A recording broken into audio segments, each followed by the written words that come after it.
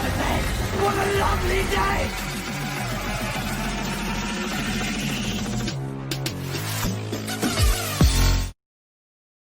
Welcome to Flat Earth Debate Uncut and After Show. I'm your host Nathan Oakley, and if you are new to this channel, or you've not done so already, then be sure to subscribe and hit the bell notification icon to keep up to date with the Flat Earth Debate. If you'd like to support the channel, there is a super chat that runs alongside each of these shows while they are premiering. There's also a PayPal, Patreon and crypto link in the info box below the video. Speaking of Patreon, I'm going to do a quick shout out to all of you who do support me on Patreon. So a massive shout out of appreciation to Abraham Mohammed, Adrian Quintana, Alistair Main, Blue Ridge Ranger, Burn Fat Till My Stomach Is As Flat As the Earth, Chris Hillman, Dank, Dave Rackier Gafford, David Robinson, David Wayne Foster, Dick Earth Skeptic, Edwin Johnson, Erwin Jennisons, Felix Hung, Fireball X, God Rockin, Kirsten Smith, Liam Nedrick, Life is Short, Maria Neelands, Missouri Bear, NA Literalist, Nathan Thompson, Naibai, Rob H, Skeptic936, Steve ALM, Texas Mike, TheFlatEarthChannel.com, The Real Gabster, Tina Baker, Unbelievable Productions, and Windrider. So a massive shout out of thanks and appreciation to all of you for supporting me on Patreon. Now we are joined by a few people in the Discord server, so I'll raise the mic on them and you can enjoy their dulcet tones while I set up for today's live show.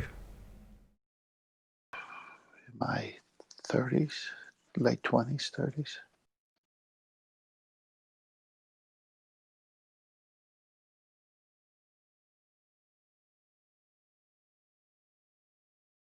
I like tea better.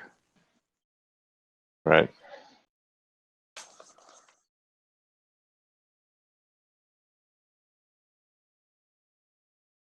I take it you don't drink coffee? Not really. Like I sometimes do, but like it's very short-lived. Mm-hmm. It doesn't stick. I remember one time I just got into the habit of it, and then I stopped, and boy, did I have caffeine withdrawal headaches. Really? Oh my gosh. It was like, why is my head hurting so much? I realized I stopped drinking coffee because I was so used to it, getting that. Maybe cutting down is an option then, and then that way. But you got to do it slow. You can't just stop, is what Right. I'm saying. Well, you can, but like you just gotta deal with it more, kind of thing. Yeah, headaches. Yeah. I mean, everybody's body is different, I think, to foods and drinks. Right. Because my friend just can't even drink coffee because his head hurts the minute he takes a sip, and then other people have stomach acid type of reactions to coffee, which they don't have to tea. What works good for like stomach problems is drinking lemonade. Yeah, my parents now, who have been tea drinkers all their life, drink hot water with a squeeze of lemon in it. Yeah. That's what they drink now, because as they age, even the caffeine in tea is bothering them. So they take tea very light instead of dark, and then for the most part, when I'm visiting them, they're drinking hot water with lemon. Nice. I mean, you're just listening to your body, right? Right. That's all they're doing. You feel hungry. And if it's a true hunger, you go eat something.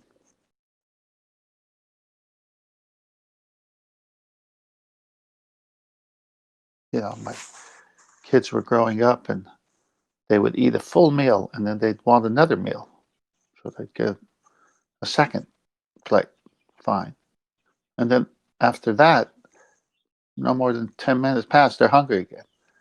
I go, what's going on here? Just eat at dinner time, eat all you want, and then have at it. What's this?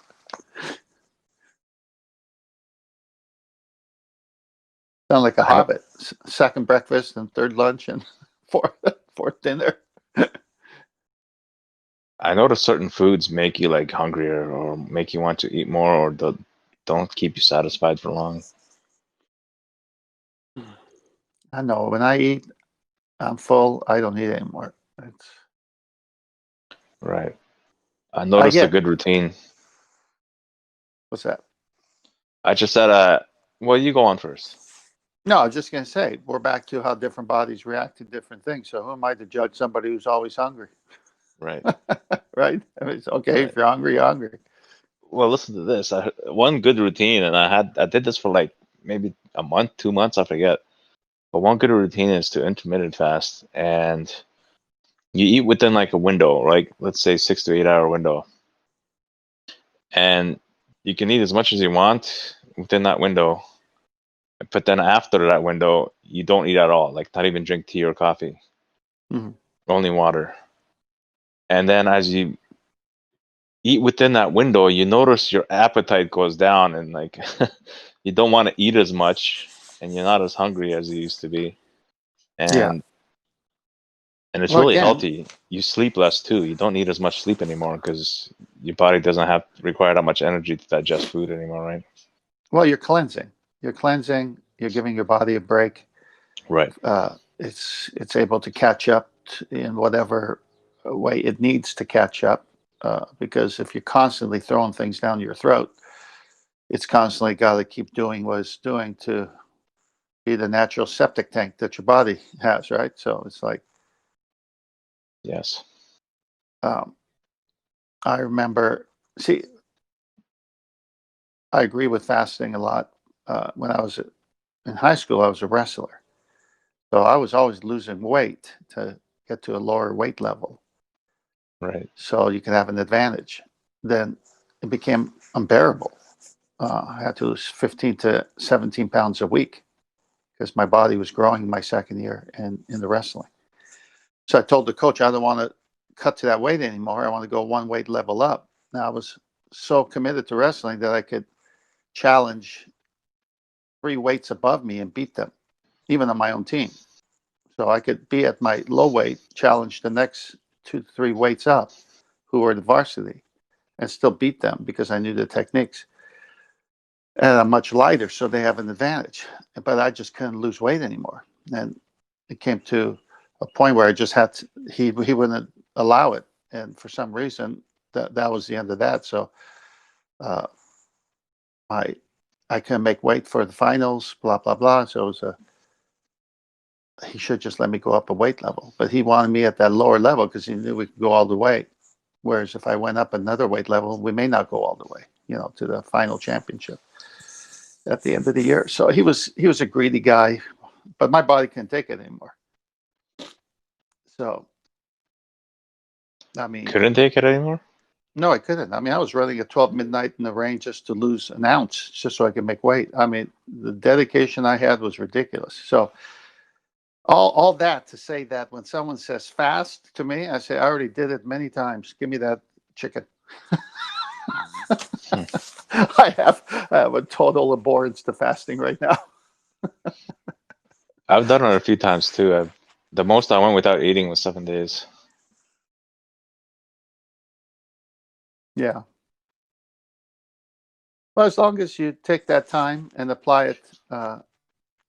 I mean, some people do it just for diet. Some people do it to meditate on God. Some people do it for many other reasons. It all depends why you're doing it, I guess. Right.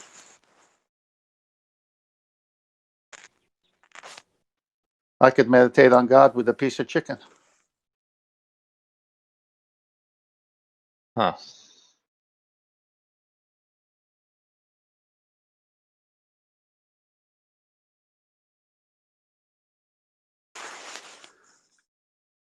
Hello. Hey guys, how's it going? Hello. Right, Hey, Nathan. did you Someone catch else? Rumpus last night Hello. with us? Hello. Bev, you're kind of low. Bring up your volume. I was on that show, Bev, following on YouTube. Hey, Bev. So was I. Hello. Is that Yeah. okay? Yeah, it's better. I don't know. It's Okay. up to Nathan. He's got the gear.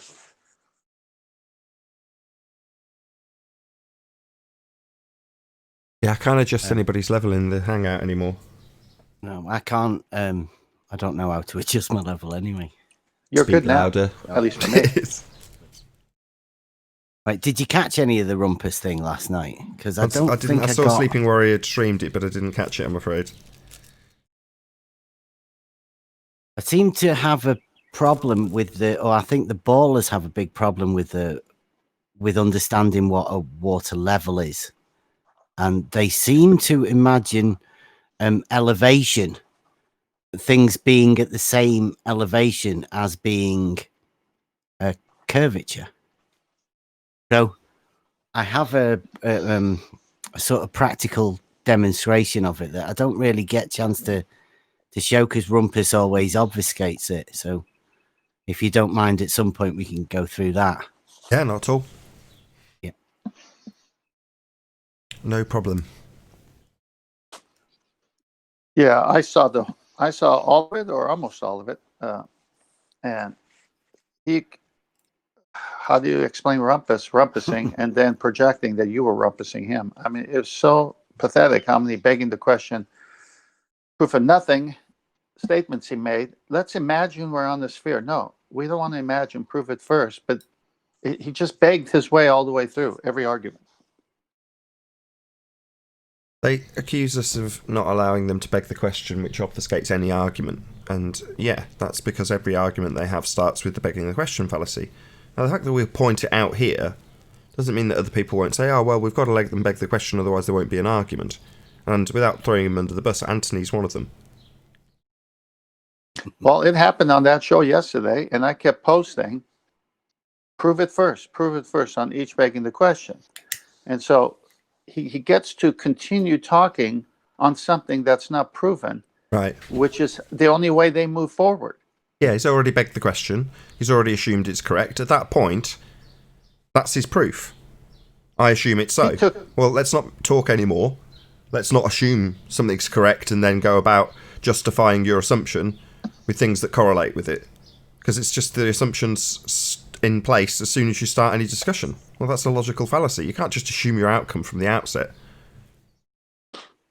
Precisely. And everything they do is to the center of this presupposed sphere that isn't proven to begin with. And so they go from the center all the way up to different points, and it's relative where you are.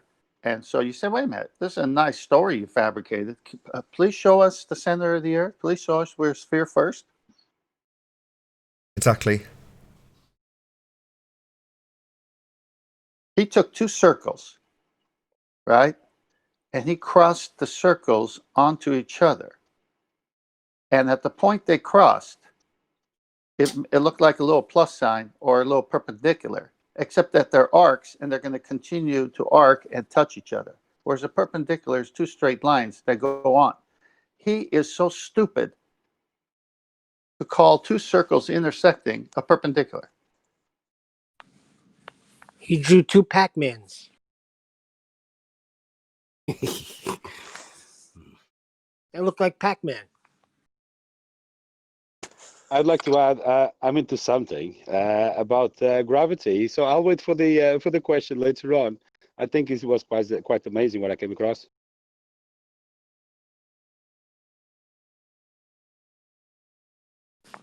Exciting.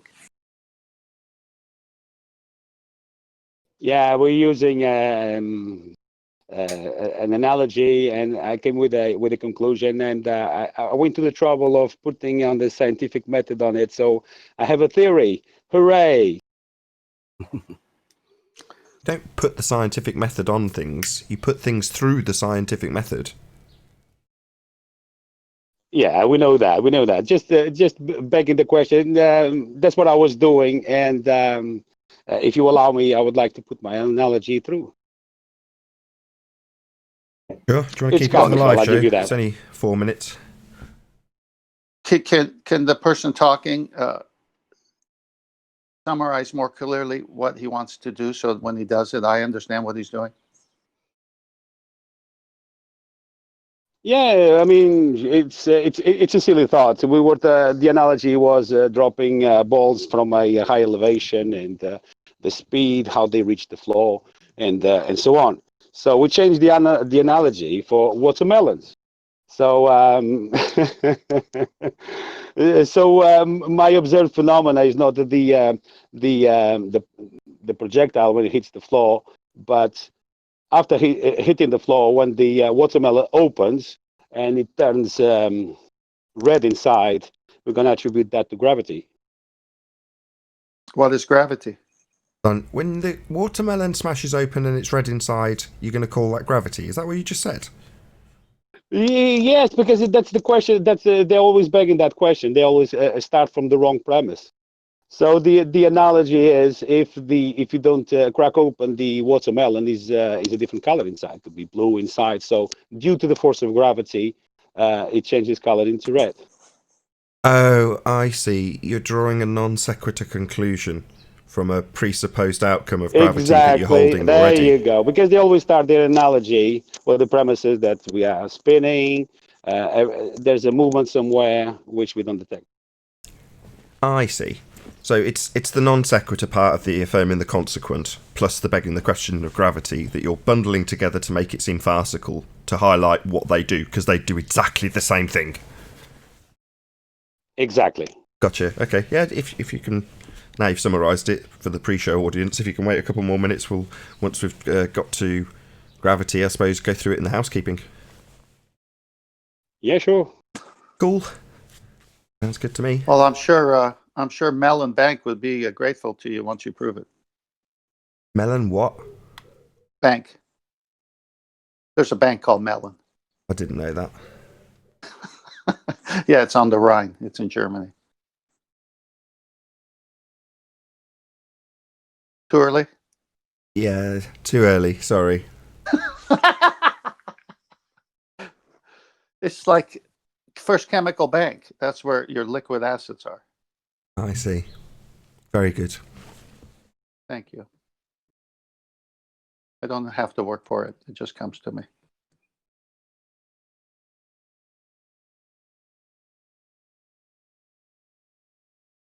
Alrighty then.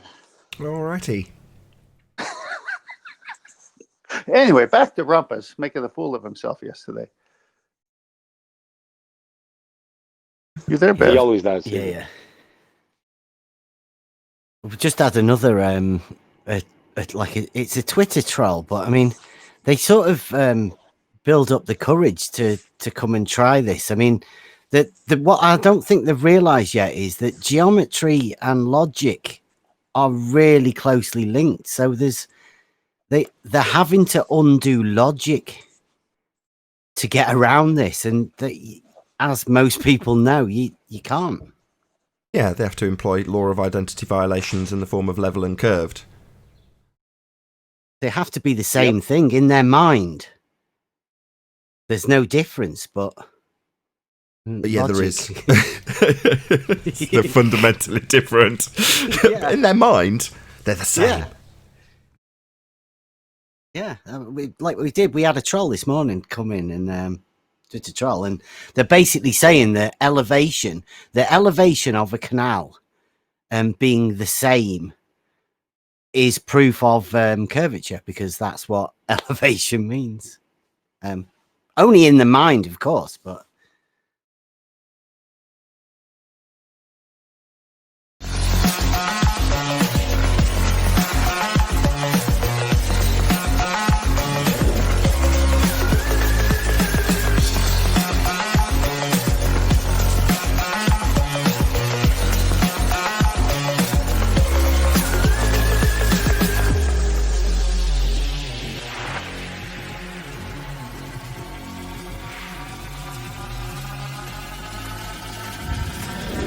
Oh, what a day! What a lovely day!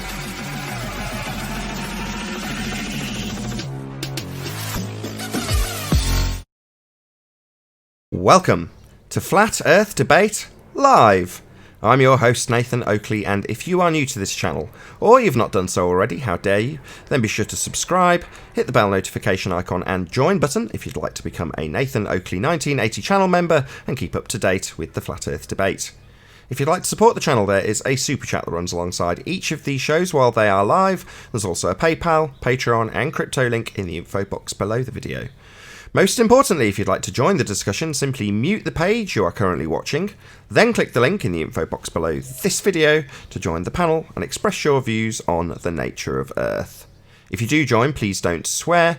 If you do, you'll be ejected, and if you are, please don't try to rejoin the stream using sock accounts. You'll be warmly welcome back on the next stream. Please also share the show on social media. Sharing the show obviously increases the live audience, but this in turn increases the chances of a more diverse panel, so please share the show on Facebook and Twitter. And one last time, if you're new to the channel or you've not done so already, then be sure to subscribe, hit the bell notification icon and join button to keep up to date with the Flat Earth debate.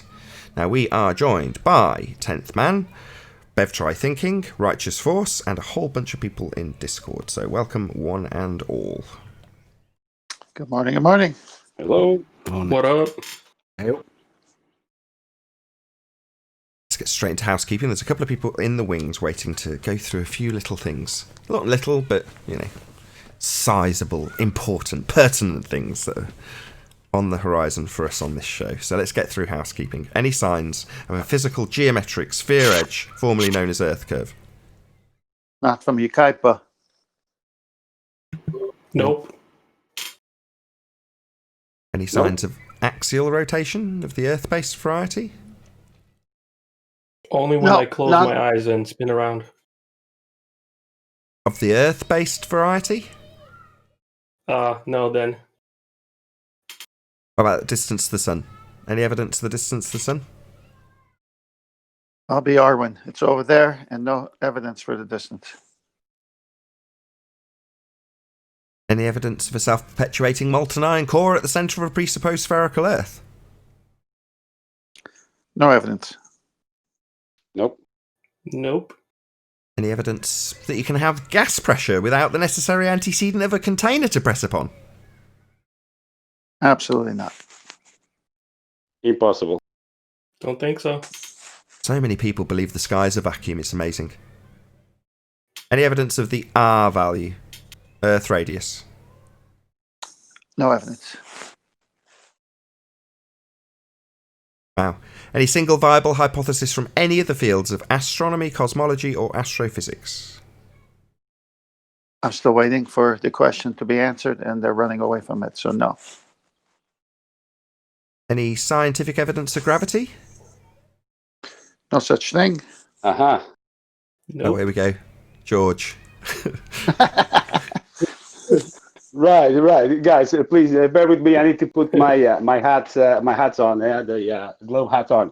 So yesterday I was debating with a few mates about gravity. So we were using the analogy of dropping bowling ball from high buildings, how much they deviate or not, and the impact, the speed, all that. So we changed the analogy for watermelons and the impact of the watermelons if it would be exactly the same.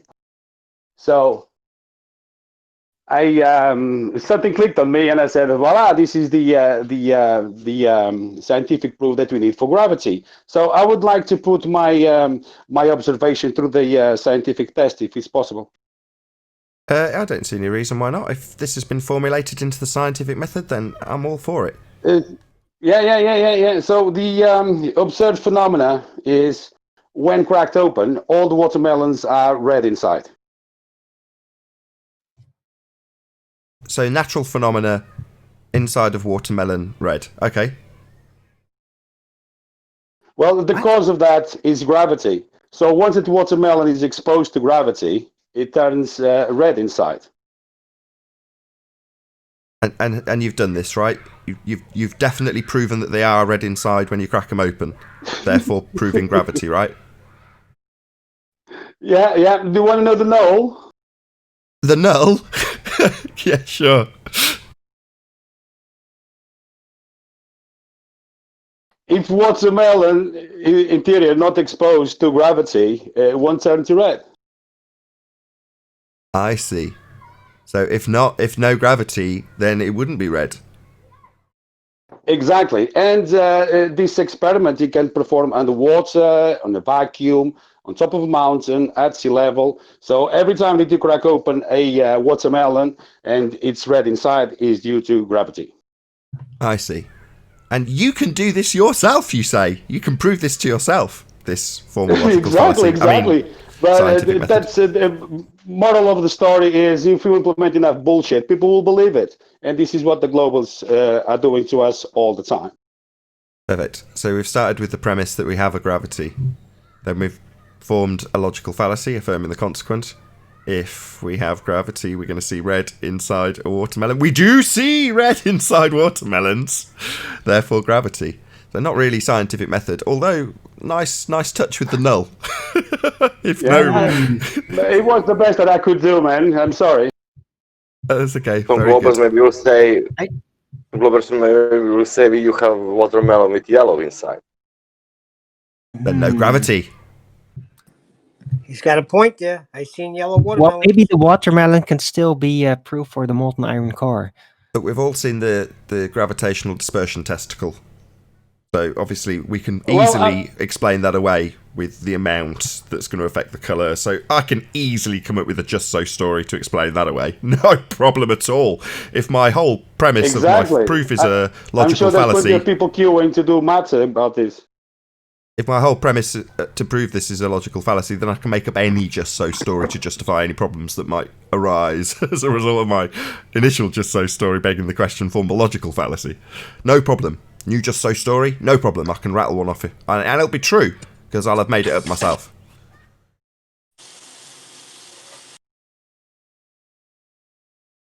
In case people in the audience hadn't twigged, that's definitely not a proof of gravity. It's just a demonstration or a juxtaposition of their claims and how they put forward their claim proof of gravity. So, yeah, just a parody on that. Thank you very much, George. Excellent stuff. That concludes housekeeping. Cheers, man. I was laughing on my own 2 o'clock in the morning just with this thought. Absurd.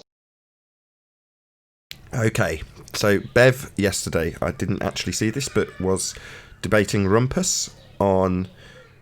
Well, you tell us, Bev. Sleeping Warrior. Where did I say? It was on Sleeping Warriors. That's what I said, isn't it? Didn't I say that? Yeah. Either way, Sleeping Warrior channel. Subscribe today to Sleeping Warrior on YouTube. Anyway, Bev, tell us all about what you did.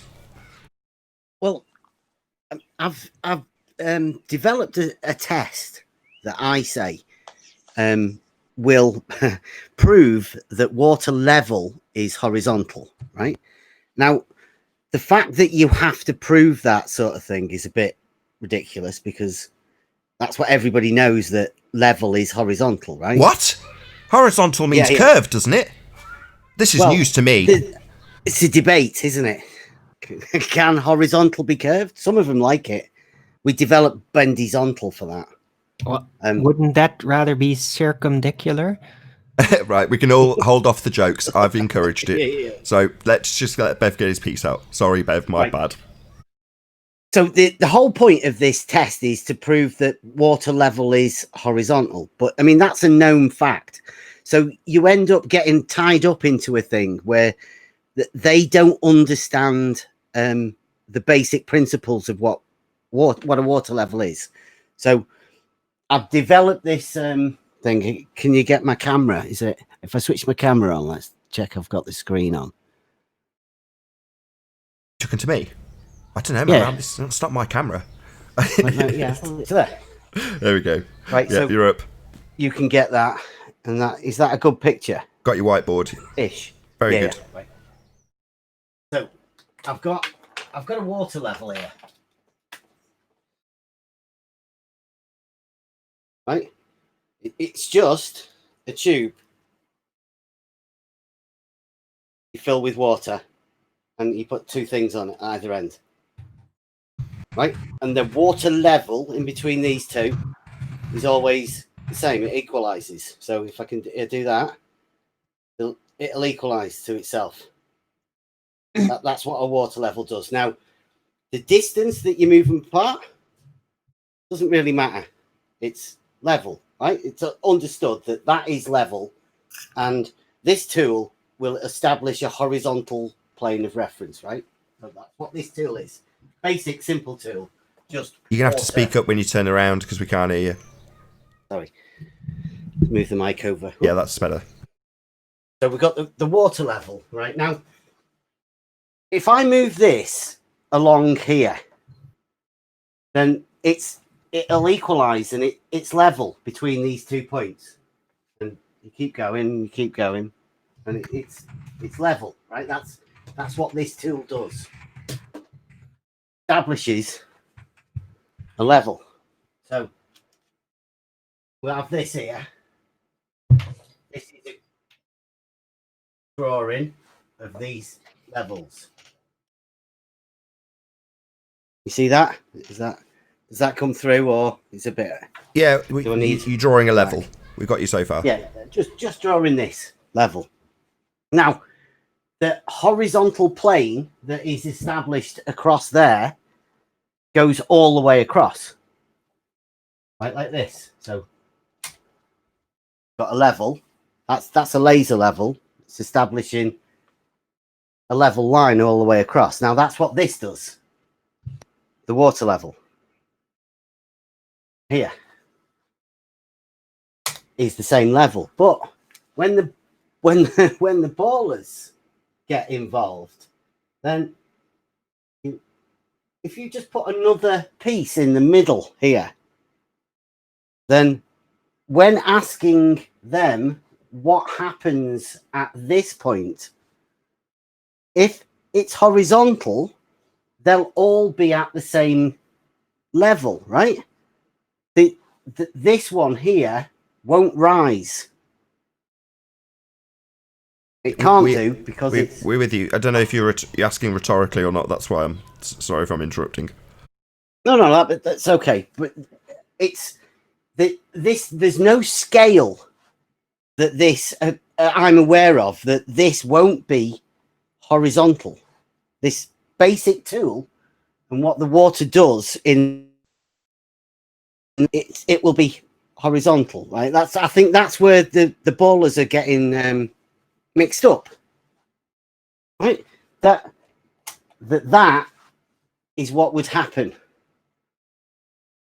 In reality, these levels here will all be the same. When you fill it up with water, you'd end up with that. Can you colour them in just so it's a bit clearer?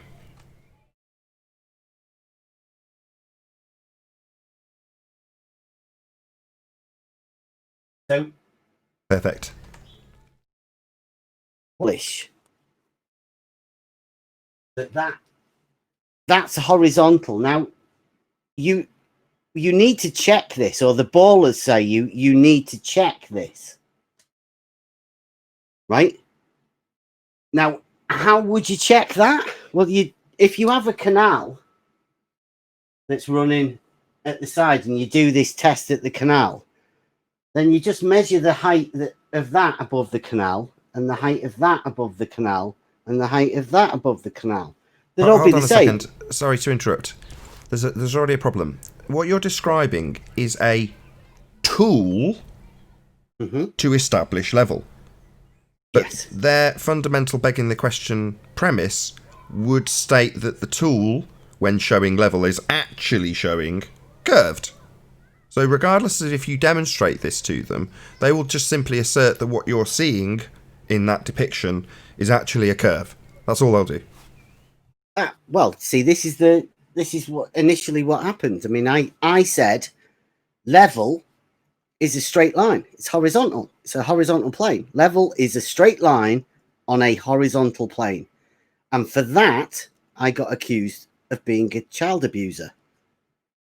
So the mission is to prove that level is horizontal. I mean, I don't have to prove it to anybody sorry, in the I real have to world. say it again. It's the other way round. The tool, the water level you're describing, would prove that the ground you're on is level, so you could build on it for the sake of argument. That's what you would utilise so that you could do that job. So it's not the other way round. It's not you proving the tool is capable of demonstrating flat. The tool demonstrates that what you're on is flat. Just that level is horizontal. It's practically used as horizontal. I mean, that was my only claim. And for that, I got accused of being a child abuser for teaching my son that level is horizontal. This is just the end game. I can actually anticipate something the Globers will do. And I think it would probably come from Zanuck. They would say that because the gravitational force across the surface is going towards the center of the center mass, that actually that water would still be level even though it would be curved. So the water would not, it would. You don't know if you understand what I'm trying to say. So no matter what you do, the argument would be that you would have level even over a curve because of the way the gravitational force would work. That's what they'll be arguing. And what's gravity If I can again? just add to that. I know. Hold on, Chocolate. I know. Hello, Chocolate. By the way, yes, Paul, correct. Now I know, and Paul knows that force isn't in existence. Chocolate, you're right, but that's what they'll still say, and I just want Bev to address it. So go ahead, Bev. Okay. So if this is higher, or it's on the same level, at least. Now that is a horizontal plane from there to there. This one isn't needed because the water level, the tool, you can just move this end to wherever you want. Here, wherever, it doesn't matter. It will be the same level. So that's a straight line. Always, it's got to be. And then proved by this. These are two, imagine we've got two separate water levels. Now, all these levels are doing is checking the level here will be the same as the level here. So these independent water levels, the black ones, will check the level at the center. Now, the only way that this one could be a horizontal plane of reference and this one be a horizontal plane of reference and this one be a horizontal plane of reference would be if they were all on the same horizontal plane of reference. Otherwise, how do you have one horizontal plane of reference, another one? You'd have 5 different horizontal planes of reference within the level. The only way this is possibly logically possible is with horizontal. Yeah, if it's flat. It's got to be, yeah. I mean, you addressed this, and recently Brian's logic also addressed this, that the surveyors, even the ones that are asserting the spherical Earth, have to work with that parameter holding true anyway. They're working with Euclidean maths. They're not working with global maths. They're working on a tangent plane. In other words, this principle with a water level would hold true even in bullshit ball surveying, because they use tangent plane. So, no, surveyors use a horizontal level. Yeah, but what I'm saying is, once you've drawn, if you're a geodetic surveyor and you're drawing a tangent point and then drawing out in all directions from that tangent point a tangent plane, even if you go to the very edge of that tangent plane, it's all assumed on that plane to be flat with the same zenith right at the very edge of it as it has in the centre, for the sake of their whatever work they're doing. Anyway, the point is that they're all working on a tangent plane. Therefore, the water level will still present as level and still be a useful tool because of the way they're working on a flat plane in a given area after deriving their zenith and begging the question. All of the then points as you move along the tangent plane that they're working on have the exact same zenith that was drawn from the centre point of the tangent plane. In other words, you can still have parallel lines on their tangent plane, and therefore water levels would be water levels, because they are. Nathan, the point is, my point is that the level, the top of that line is what it is level, not the terrain. The terrain can be round, could be oscillating, but it's the top line that is flat. So even if it was a ball, the top of those levels will continue level to the infinite. Yeah, you'd assume that you'd still have the principle of a level being used and it's still being sound, which it is, and it would show some drop below the level of the level. But we don't experience that. Well, you see, we're talking about a water level here. Now, the people that I'm talking to imagine that there is a drop in that. There has to be, right? The surface that they live on, they think curves. So therefore, there's a must here. The water level must curve. Must do for them. Well, But yeah, no, it's a tool. Yeah, I understand that they assume that, but the problem with that assumption is that it doesn't. The water level would have to have something falling away beneath it if the Earth was a sphere, because the principle of a water level is always going to give you a level. That's its job. So therefore, to demonstrate curvature, it's not they're getting around the fact that they don't see any drop in the water level, and in line with their nonsense of gravitational attraction, which doesn't exist. So they beg the question that it's bending even when it's showing level, rather than what should actually occur if they're to prove that the ground beneath your feet is curving away from you, which is to say that the ground would curve away beneath the level, not the level curve, because that's just inserting their fundamentalist presupposition that level is curved, which is absurd.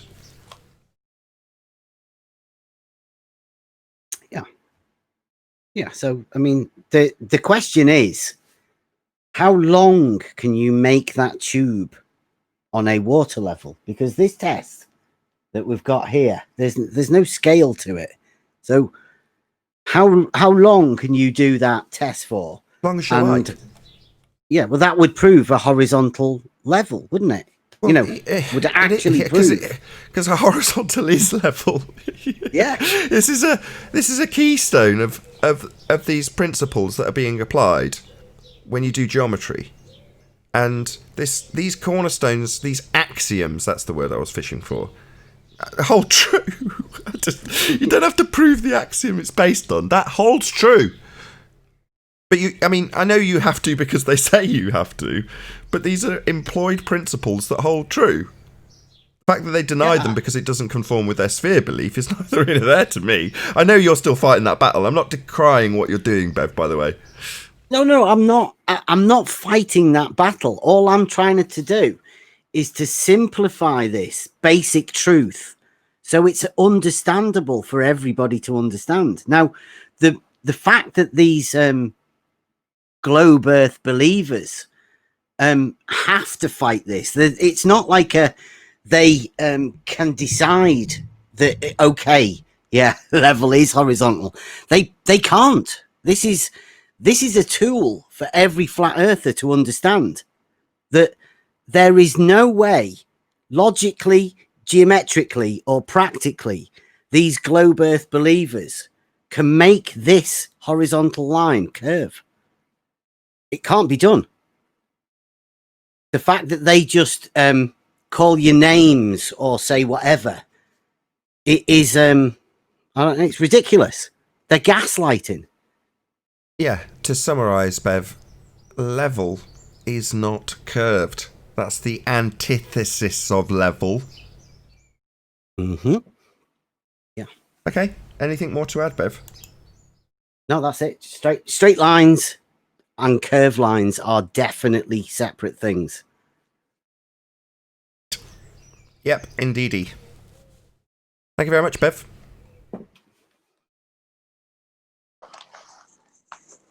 Anybody want to add anything to that from the... oh, just messed up my Discord server. Just refresh it. 1 second. Does anybody want to add anything to that from Discord? Can I just say something? Of course you can. Go ahead, George.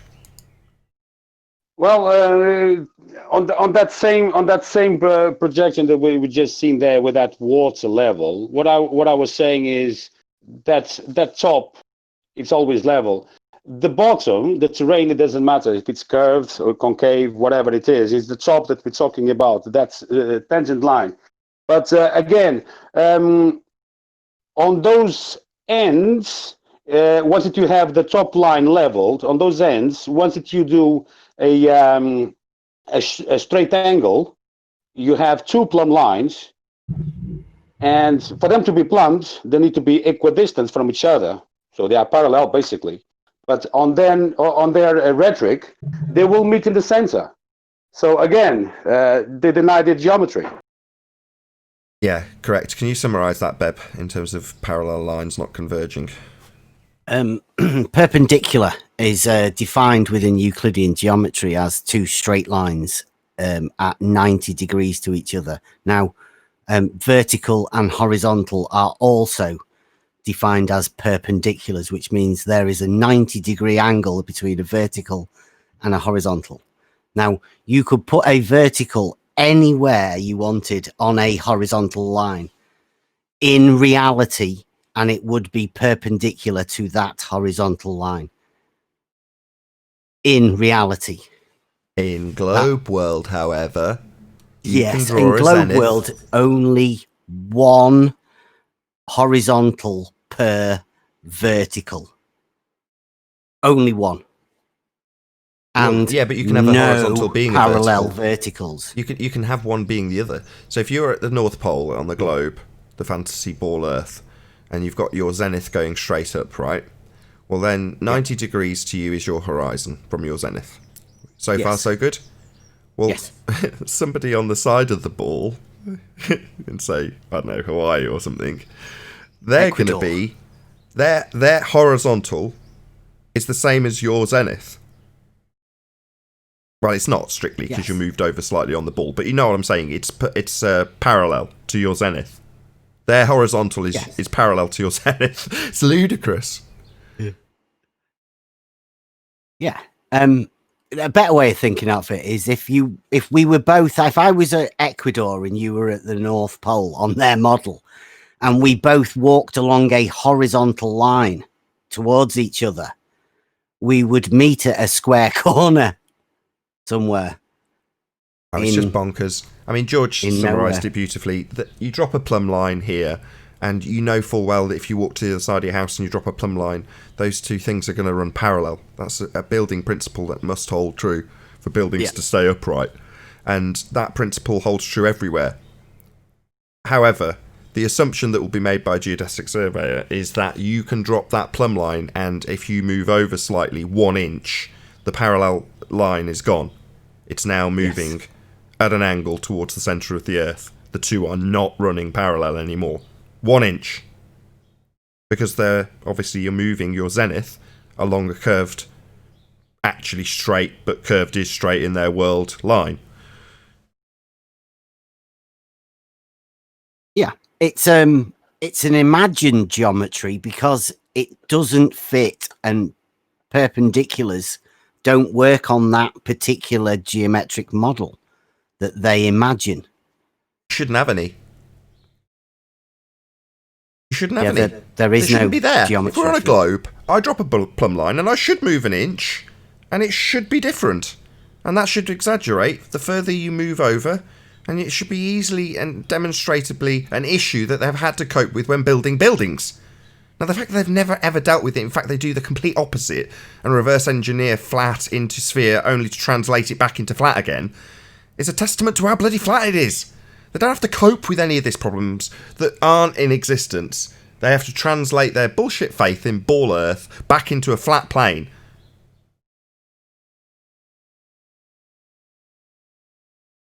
Don't you know, Nathan, that buildings are a little bit wider at the top and narrow at the bottom because of the way the plumb bond works, because of the gravitational forces? That's just imaginary geometry. That's ludicrous. Makes you. It's ludicrous. That's what they're saying, though. That's what they have to say. Yeah, the whole thing's It's an imaginary. It's every little bit of what they say is imagined, and it has to happen for them to continue the imaginary thing that they're imagining. Well, I was watching a video on the curvature of space-time a couple days ago, and it's so funny that I was watching, I think, Brian's logic on that geodetic surveying, and it's almost that video was running parallel with what Brian was saying.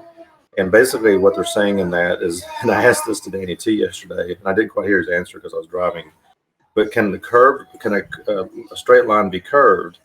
And he said no, but in accordance with the globe model and curvature of space-time and this geodesics, straight lines are curved. They have to be for it to work. No, that's the space that is curved.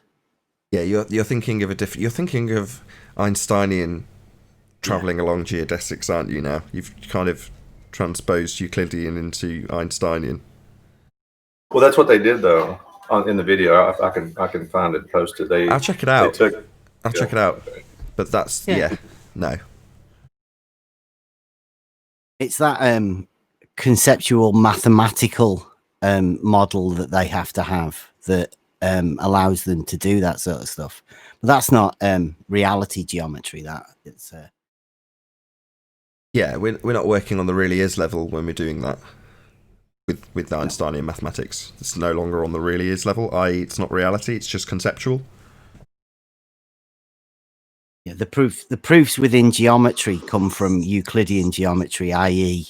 things like Pythagoras' theorem.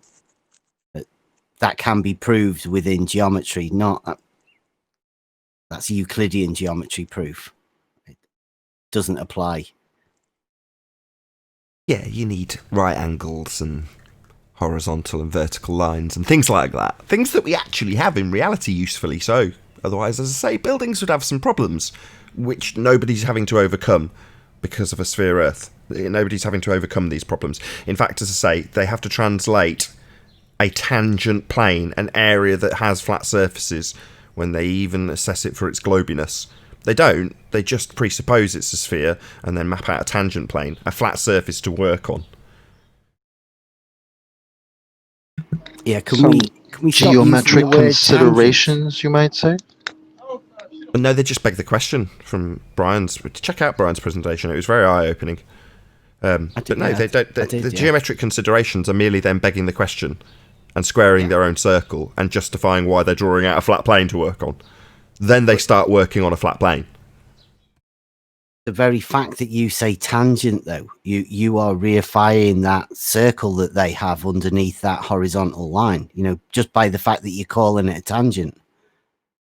I mean, because they imagine on their fictional geometry that every tangent is a horizontal, which is ridiculous. But that, you know, like the very fact that when you say tangent, not anymore. Not anymore. Not at trench level. Black Swan.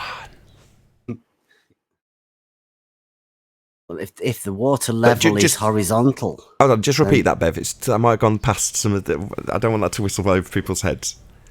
They assume what about tangents now, Bev? Well, a tangent is horizontal. Every tangent. I don't know whether they imagine every tangent on a circle or just when they imagine their geometric model of the Earth. Oh, really? You were under the impression that they think tangents are straight, as required in geometry. Is that what you're under the assumption? Because that's how their model actually works. Even though it's broken and busted and doesn't have a geometric horizon to draw a tangent to, you're under the impression that they have straight tangents? Not... Well... Go on. Yeah, a tangent has to be straight. That's one of the... No, that's not what I asked. No. I know a tangent must be straight. That's what a tangent is. But you're under the impression that they've got straight tangents, a necessity to be a tangent. I just want to correct you on that, Bev. It's been drawn out long enough. No, they've now got donkey dick tangents, bent tangents, non-tangents. Did you not know this? Well, I've never heard of a bendy tangent. I've heard of a bendizontal. Like, is that, like, do they assume that the tangent that bends is a horizontal that also bends with it? Yeah, bendizontal. Yeah, it's a distant cousin of bendizontal. Very distant cousin. The donkey dick horizon is the distant cousin of the bendizontal.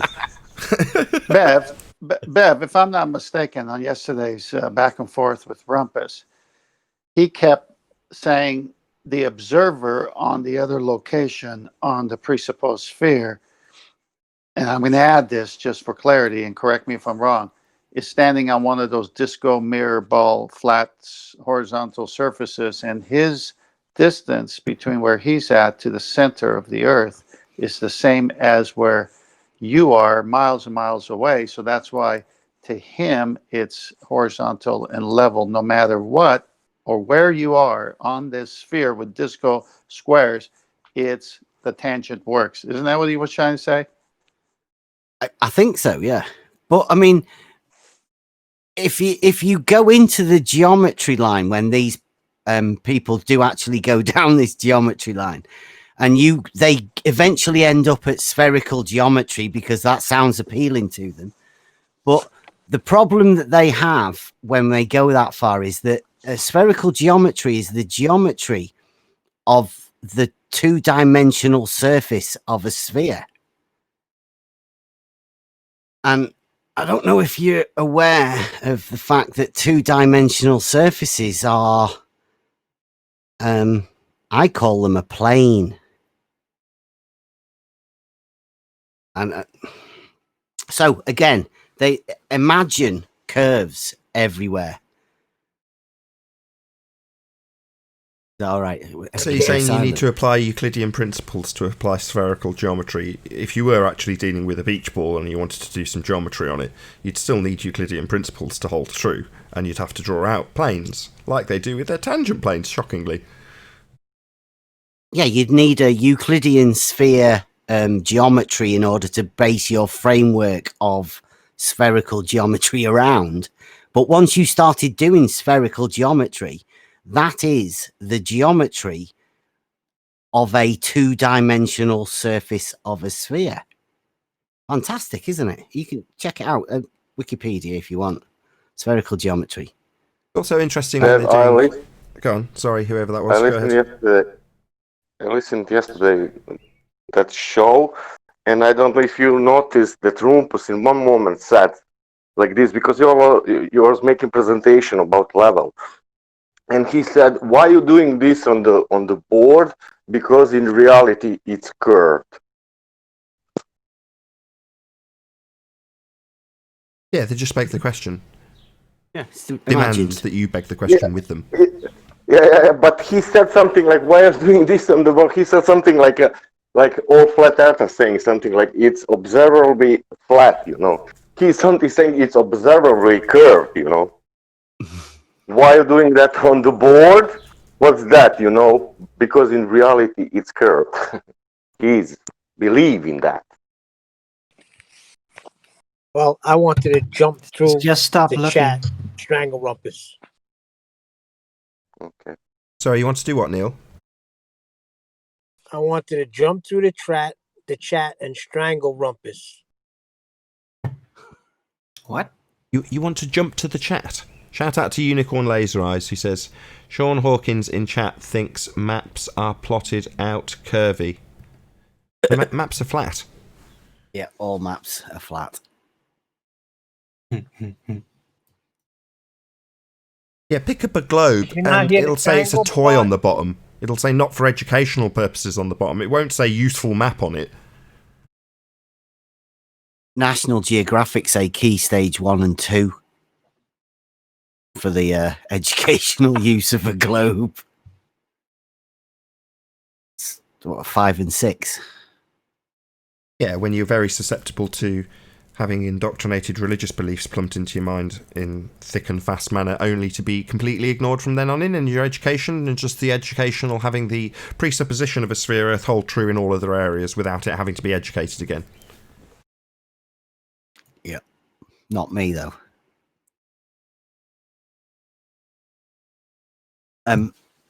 Yeah, that model that they use. I mean, maps.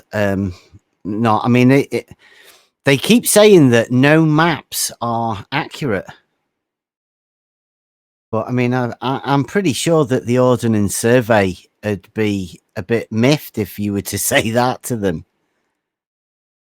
Well, it's a very small section, isn't it? If you've got an Ordnance Survey map, I mean, you might get an Ordnance Survey map that's the whole of England and Northern Ireland, for the sake of argument, or the UK. But you wouldn't necessarily get an Ordnance Survey that could squeeze the whole of Great Britain and Ireland on it, could you? Well, hold up. They say all maps are not accurate, but didn't they have this all figured out?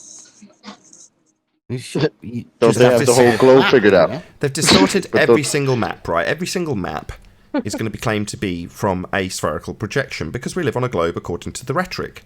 So therefore, you can't translate it onto a flat map without inaccuracies. That's what they're stating. That's the other way round. You've taken every map. If you take that as true, every map must have a central focus point, and the distances must get greater the further you go away from that point. Depends on the projection. Nah, I don't know. You can't project as... Well, you're describing an equidistant projection. So, yeah, that's true in an equidistant projection, but that's not true for all projections. They're all different. But that's the point, isn't it? We've got multiple projections of spheres on flat maps. And that's their excuse for saying it doesn't work because it's being translated to flat maps. As opposed to, we don't live on a sphere, it's obviously inobservably flat. They're not going to say that. That's obviously not the religion of the day. So that's not going to be what they state. But they've got to have an excuse for why they don't work. Well, they don't work because they don't want you to see how the world's actually laid out. I thought that much... If you're even here listening to this discussion, that much should be bloody obvious by now. But it doesn't often get talked about because it's taken as read and seemingly obvious to us. I'll just say hello to Sleeping Warrior, then I'll shout out a quick super chat. Hey, doing Sleeping Warrior? Good to have you. No sound. I'll do the super chat shout out, probably get interrupted as he figures out his sound.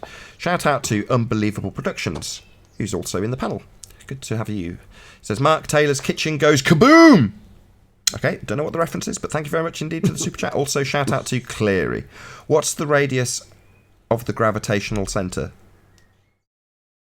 I don't know, Cleary. The presupposed centre of the spherical Earth isn't really my forte, as it's not the stories that I've made up myself, so I can't really say I'm in authority when it comes to those things. I haven't authored that story. Can I just add at that point that isn't the vector meant to be a normal of that presupposed G that they're talking about? So that would be the weight that a plumb bob sort of shows, which would be a vertical, and that vertical is perpendicular to a horizontal. So wouldn't that just say perpendicular to a horizontal? Like, you can't have perpendicular if you're a globe head. It's a dirty word. Well, that would necessarily mean that their R is null and void, right?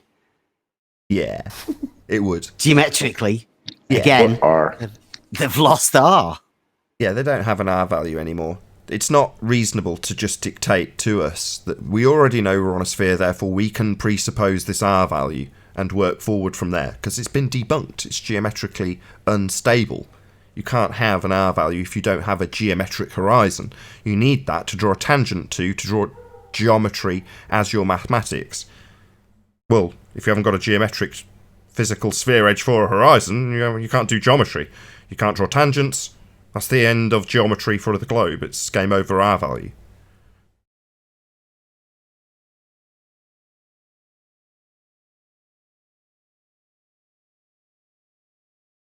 That's why Rumpus said yesterday many times, let's just imagine this. Let's just imagine this. Begging the question and living in Narnia, you can make anything. And that's what he was doing. And then he said that science doesn't prove things basically towards the end.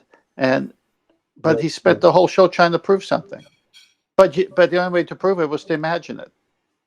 Or did he? Can you hear me? Was he doing the globe head trick of just disclosing that this is imagination?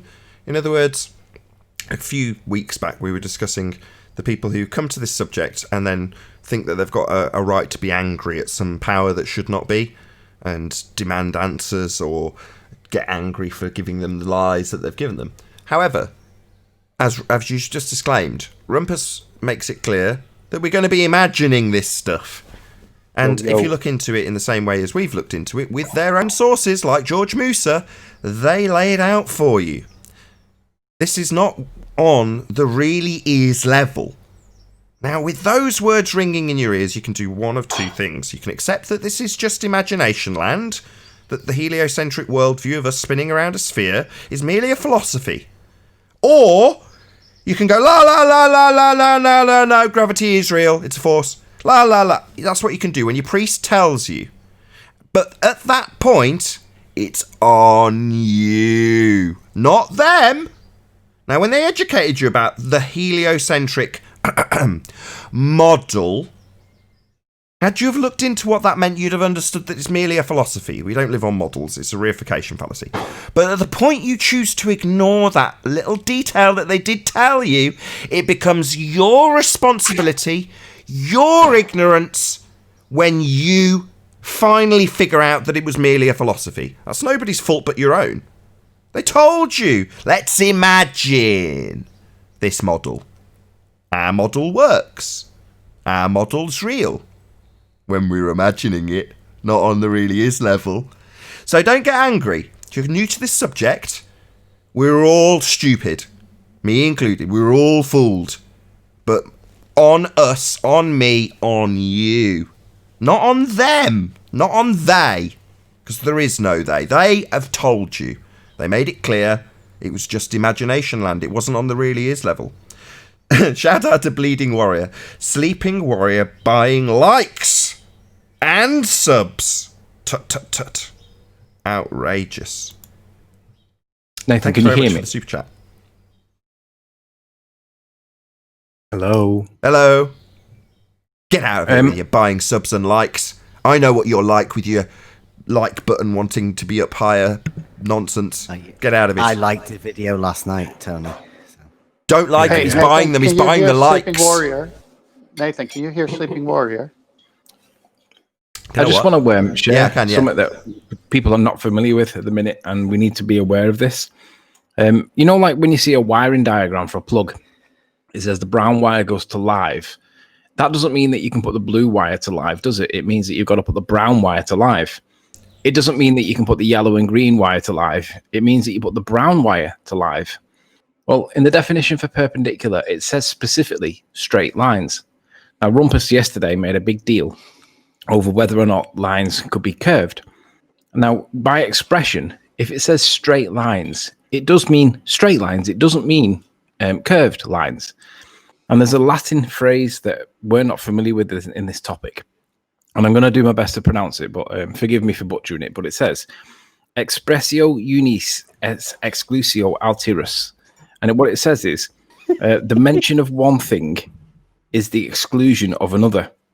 So if it says brown wire, it doesn't mean blue wire. If it says brown wire, it doesn't mean yellow and green. When it says straight line, it doesn't mean curved lines.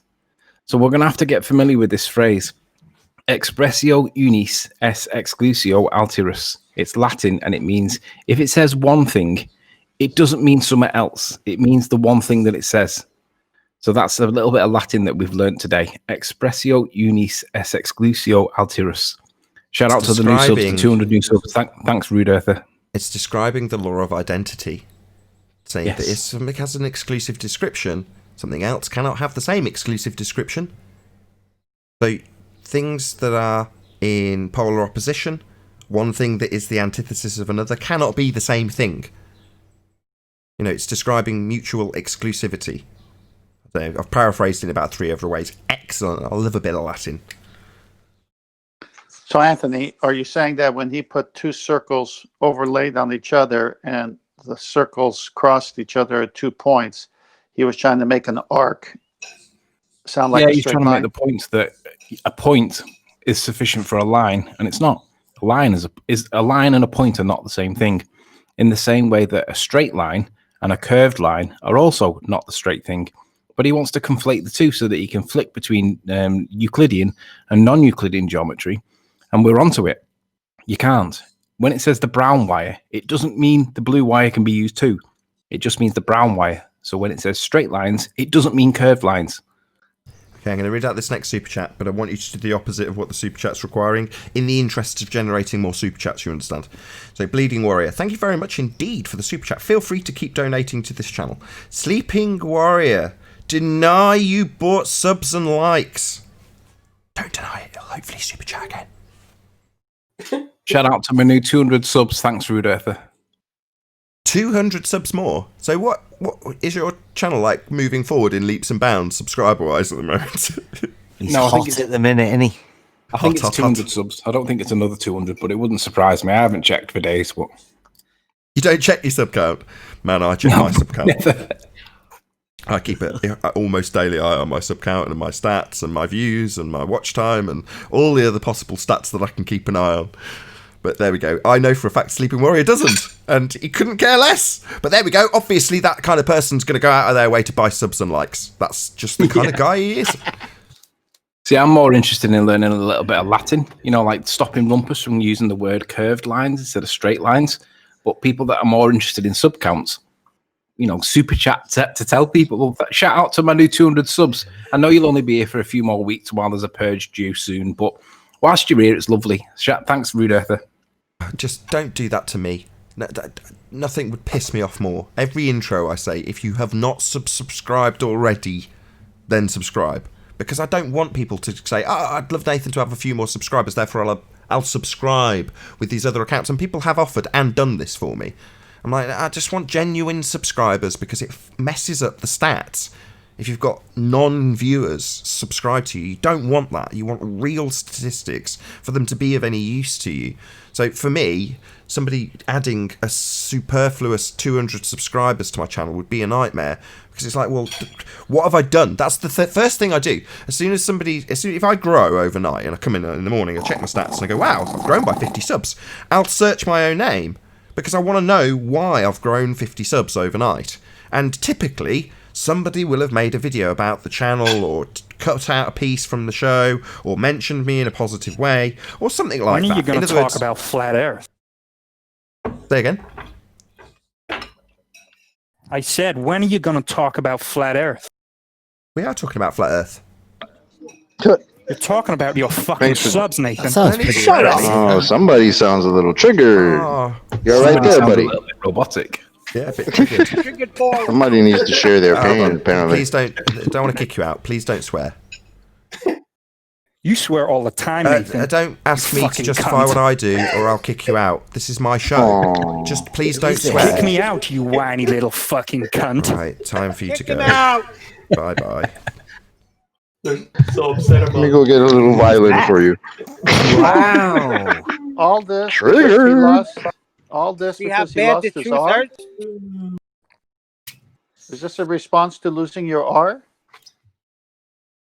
I think it might be Tony getting more subs. Deceiving the world. Who was that? I don't know. That the same guy that came in here yesterday and got triggered? Today we're not talking about flat Earth when we're talking about flat Earth debate and the stats and people coming along and trolling us by buying subs. This is all flat Earth. Sorry if you don't like the fact that it's not directly associated with debunking or claiming something about flat Earth specifically or globe Earth specifically. This is the subject matter though. This is us as flat earthers making videos and getting people buying subs. What a crazy troll. Have you ever heard anything like it? It's ludicrous, but that's worthy of discussion. Why on earth would some random dick decide to buy Sleeping Warrior 200 subs just so they can super chat me? Thanks for the super chat, by the way. I really appreciate the support, though. I'm not going to lie. Times are tough. Anyway. So that they can moan at me for being horrible. Oh, he buys subs. Oh, there's another excuse to hate me. Oh, right. Okay, then. This is an absolutely fantastic marketing scheme you and Sleeping Warrior thought up 2 months ago. I applaud you for it. This is it. I was waiting for that. I didn't expect it to come from our own side. No. Nathan and Sleeping Warrior have conjured this up for publicity. They're super chatting themselves. No, it was Arwin. It was Arwin. Yeah, man. I'm such a beggar, If you just donate to me, then you can brag in my chat how I'm such a beggar for taking your money. Hey, this is my street corner, bitch. Don't beg here. That's funny. No e-begging on my channel. Hit the super chat, people. Now that we've been totally distracted, can we go back to the point? Straight lines can't be curved lines if they're described as straight. Otherwise, brown wires can be plugged into blue wire holes because, brown and blue don't make any difference. I'm just going to point out at this point that both Sleeping Warrior and myself are both colourblind, right? Now, I've trained in electronic servicing, and I've worked with electronics, and I've repaired electronics. I've also blown up quite a considerable amount of electronics because I've got the colours wrong in an amplifier when it's gone DC. I think you fixed it. You've just got one colour wrong because you can't see the damn thing if you're colourblind, which I am, and I know Sleeping Warrior is the same. So he's talking about wiring up plugs, probably in the back of his mind chuckling that he's blown something up at some stage, wiring it up wrong. Of course. But it's important though, because I mean, I can't emphasize it enough. They need to use bendy lines. Well, when perpendicular expressly states that it's got to be a straight line, that doesn't include bendy lines, because otherwise it would just say line, but it specifically says straight lines. Well, that's the antithesis of curved lines. So let's stick with straight lines. Let's stick with Euclidean geometry, please, because that's the real world. That sounds like a rumpus line. But it can work in circumdicular geometry. That sounds like a piece of rumpus dialogue, though, doesn't it? So, lines can curve? Yeah, lines can curve. That's right. But straight lines aren't curved. Go on, Alwyn. Say something. Make my day. Are curved? Are curve? They are always curved based on R. Are they? Yes. In circumdicular geometry, they are. Circumdicular? You know what, guys? Don't make me... Alwyn, you've got the wrong phrase. It's Rumpolian geometry. Guys, don't make me pull up... I'm going for circumdicular geometry. Paul's trying to get a joke in. Can you let him? The guys, don't make me pull up math is fun in their definition of what a straight line is. Just don't make me. No. Right, I'm going to do a quick shout out to one of my patrons. So big shout out to Dick Earth Skeptic. Also, stay tuned if you are watching on the Nathan Oakley premiering stream, as there will be an after show to follow. Unfortunately, though, if you are watching this on the Nathan Oakley 1980 live stream, this is where we bid you farewell. A huge, massive and serious thank you to all of you who did smash the super chat, liked, commented, shared, subscribed, and all that good stuff. Be sure to check out nathanoakley.com and the Flat Earth Debate Forum to keep up to date with the community debate. Once again, stay tuned if you're watching on the Nathan Oakley premiering stream. I've been Nathan Oakley, and I'll see you all in the next video.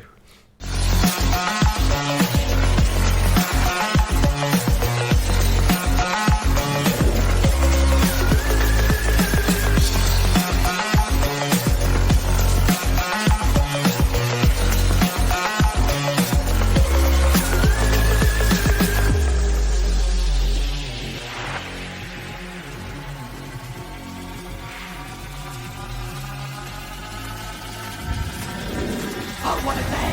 What a lovely day!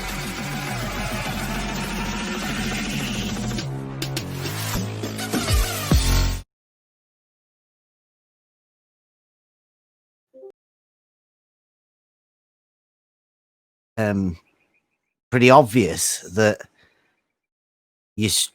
they're gonna struggle with the meaning of the word perpendicular, and they're gonna have to apply a curve somehow to horizontal Somehow? or perpendicular. Somehow, really? After all we've been through, Bev? Somehow? Come on. Zanuck, before you start, Zanuck, before you start your foolishness, Bev's got the right angle on this argument. Got him. Ironically, he doesn't. Oh, that you've been sitting on that one for a while, 10th, right? Good. I like that. Straight up, have you been sitting on that for a while?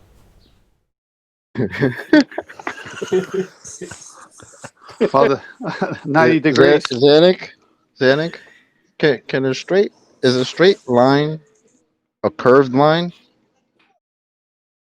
I just want to know. I'm just curious. Don't ask him silly questions. Of course not. Well, I mean, come on the really is level, Zanuck. Can a straight line also be a curved line? I just want to know. Level can be a curved line. Zanuck, tell them about your longest building in the world, the straightest building. So, this What is it that is curved? flat. Is it the line or is it space? The Stanford Linear Accelerator has the straightest building and the straightest object in it in the universe that we know of. It's 2 miles Go on, long. what's and it's that? Straight within 20 thousandths of an inch. 20 thousandths of an inch over 2 miles. And the ends have plumb lines that tilt inward with respect to that straight line. The So plumb lines it's do what? straight. They tilt inwards. Yeah, that's what he said. Because That's sweet. Well done, So Sonic. they're not plumb lines then? No, the object is the straightest object in the Xanax. universe. No. They're not plumb then. Straight. I can't hear Zanik. Still gay. I can't hear him. Because they just talk over people. They don't want to hold think on, they want to Zanik, mock just what one they don't sec. Can we understand. just have Bev and Zanik? Thank you. Yeah, if he wants to listen, I'll explain it to him. But if you just talk over me, you'll never understand what I'm talking about. Yeah, whatever. Straight line, right, Zanik? What happens to the plumb It's lines the at the straightest end of object this in the straight line? universe. Again, you're doing it again. The straightest object in the universe, kept within 20 thousandths of an inch. And the ends have plumb lines that tilt inward with respect to level. They're not level at the ends. Do you got any Not proof of that perpendicular. before we start arguing about it? Sorry, when you say they're I not was there level, when they did the measurements. you've just I said that was there level to isn't talk to curved. the So engineers. how, They were Zanik, explaining about this concept. I've got a question. How can you reference it back to level not being level when you're saying level isn't level anyway? How are you referencing it back if it isn't level? How is it a reference? It's not level at the ends. It's level at the I middle. understand that that's what you're arguing. What I'm saying is these 2 points that you're saying aren't perpendicular aren't level. Well, your whole argument is that level is curved.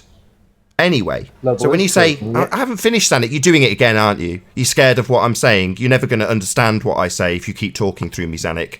Shall I just throw this shite straight back at you? This shite that you opened up with when you had clear air to talk? Yeah, you're never going to understand this, Zanik. You're too stupid. You keep talking through me. That's a real problem for people being stupid and not understanding things. So you're referencing back to not being level when you describe them moving towards the centre of the Earth at this minuscule amount that you detailed. But when you say not level, how is it that you're referencing it not being level if you're trying to explain how it's curved? You can't reference it back to being not level because that's your premise. It seems very circular.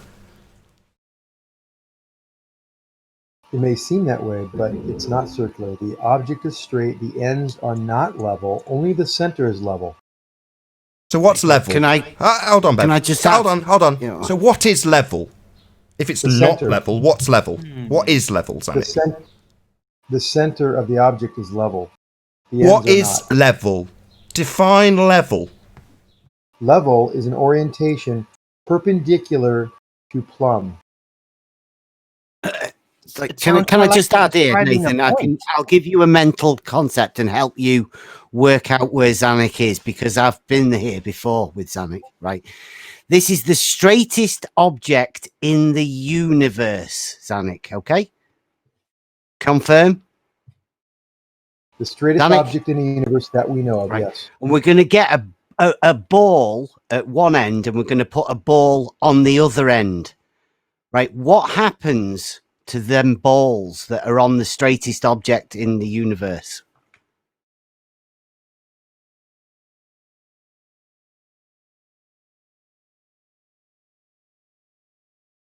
They'll roll to the center.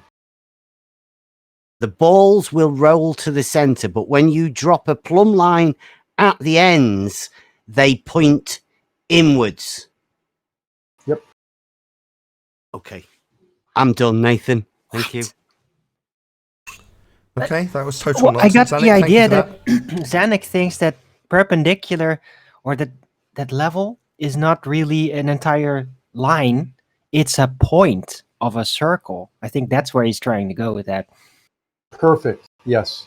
Well, then you don't have a level to say it's not level because you haven't defined what level actually is yet. That's where I got to I with have you. defined it.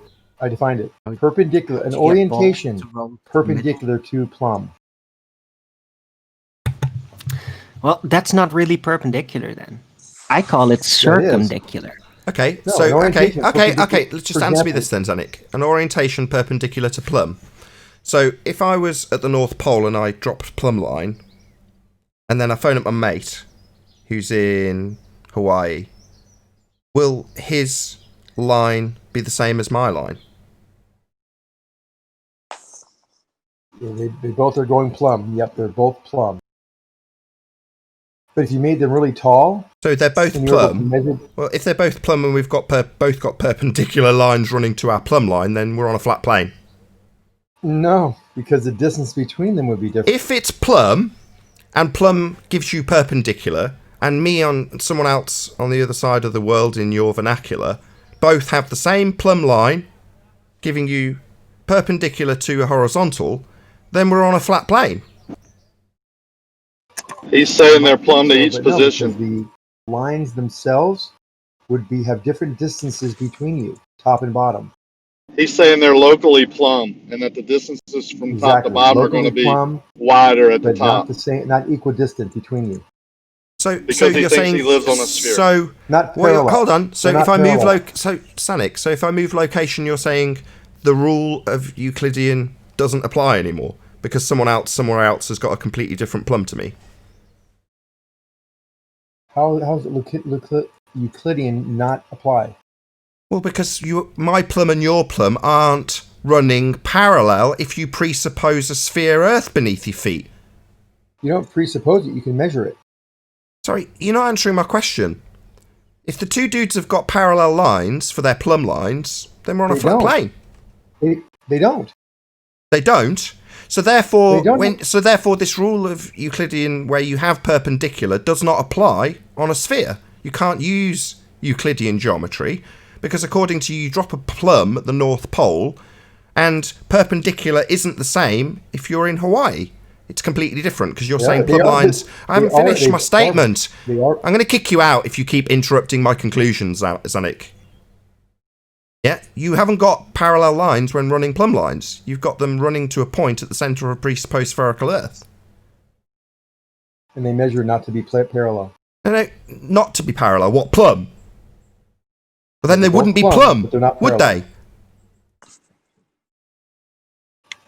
So you're saying plumb lines aren't plumb lines? That's what you're saying? Yeah, there's an Plumb angular line. difference between plumb lines. Is that right, So Zanik? that's nonsense. That's complete nonsense. You can't say there's an angular difference between plumb lines. That violates a very, very firmly held premise of the very mathematics that you're going to be utilising. That's what I'm saying.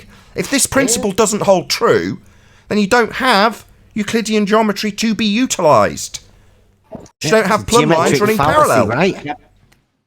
Yeah, Euclidean geometry assumes that all these effects are spatially parallel, and it's that's how it works. And if your ball is a literal ball, then it has Euclidean consequences, basically. And Yeah, if you're going to assume that level's not going to be parallel to another level on another position on the ball, then you're not using the right terminologies. Correct. It doesn't match. Zanik, you need to start saying locally Using plumb unless you're going to be perpendicular geometry, not perpendicular geometry. So On a small Zanik, scale, you need it to works. say locally Larger scales, plumb. it doesn't work. You mean locally plumb, right, Zanik, to each position? Locally plumb, Zanik? Am I breaking up? No, we hear you. No, he's just not answering. He's just making his executive decision now. I can hear him. Zanik, you need to say locally plumb. If not, you're being I said disingenuous to that. the. I know what you mean. No, I think it's said that. foolish. I said they're both locally plumb. I said locally too. Yeah. So if the pointed guy, I've inwards. said this already, if they're both plumb, i.e. running parallel, then we are on a flat plane. They're not parallel. Well, then they're not plumb. They are plumb because That's contradiction in terms, moron. Are you stupid? Define what plumb means, you stupid moron. an orientation that is perpendicular. What does perpendicular mean? At right angles, right? Well, if the guy next to you's not at right angles, it is not plumb. They both have right angles to plumb. Both orientations. Right angles at plumb, then we're on a flat plane. If both have got right angles to the plumb line, we're on a flat plane. Wow, you destroyed yourself again, Zanik. Damn.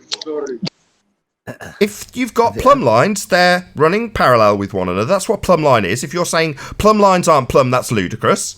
And if you're saying they've both got 90 degrees, then they're on a flat plane. Simple. No, it's not that simple because they're both locally plumb, as was said. Plumb means parallel. If they're locally plumb and they're both plumb, then they are on a flat plane. Unless you say plumb is not plumb. Plumb is 90 degrees from that orientation. Well, then if both got plumb lines, then they're both 90 degrees to each other. Then they are, while I get interrupted by my own panel, they are on a flat plane, Zanik. No, they're not parallel, but both... Oh, well, then they're not plumb, moron. Don't you know what plumb means? If they're not parallel, they're not plumb. Plumb doesn't mean parallel. Ah, does it not? So you think two plumb lines aren't parallel? You're a moron. Plumb lines aren't parallel. Yes, they are. Did you hear that? Plumb lines aren't parallel on a sphere. On a what? Oh, on a sphere. Did he say For example, if I had a spherical magnet... I don't give a shit what you've got on a sphere. We're talking about plumb lines. Plumb lines run parallel. No, they don't, actually. Yes, they do. That's what they are. That's what they do. Hold on. What's going on? Yes, they do. That is what a plumb line is. Geodesic surveying. Sorry, are you now ignoring every word I'm saying and continuing to talk while I pummel your nonsense that plumb lines aren't parallel?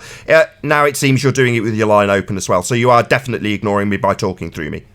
Is that right, Discord panel? He's just ignoring me by talking through me. I'm listening. Doesn't seem that way. I watched the line dance up and down, and when I opened the line, you're still talking, and you've ignored my last point. What was the last point I just made? Did you asked if they were parallel? If they weren't no, parallel, I stated a fact. No, that wasn't. No, that's a fact. That's a fact. Sorry, why are you misrepresenting what I've said? That's not what I didn't say. Please misrepresent what I've said. No, that's not what I asked. That's a fact. That's what plumb lines are. Unless you're going to say, no, they run at an angle to each other, they'd eventually meet at a point. No, they wouldn't. That's not what plumb lines are. Actually, they are. No. That is absolutely in violation of Euclidean geometry, which very much defines what a plumb line is. It gives you vertical. On the large scale, you can't use Euclidean geometry on. Who says that? Sphere Earth believing zealots. Well, when you measure the plumb lines... Who says that? Citation, please. Any geodetic surveying manual, I have several... Sorry, the geodetics we've gone through, they beg the question of a sphere Earth and then draw a tangent plane. So on the edge of the tangent plane, when they've drawn a zenith from a centre point, we'll have exactly the same plumb line on the very edge of the zenith, very edge of the tangent plane, to the original zenith that was drawn at the centre. So even the geodetic surveyors confirm that plumb lines run parallel. No, they don't.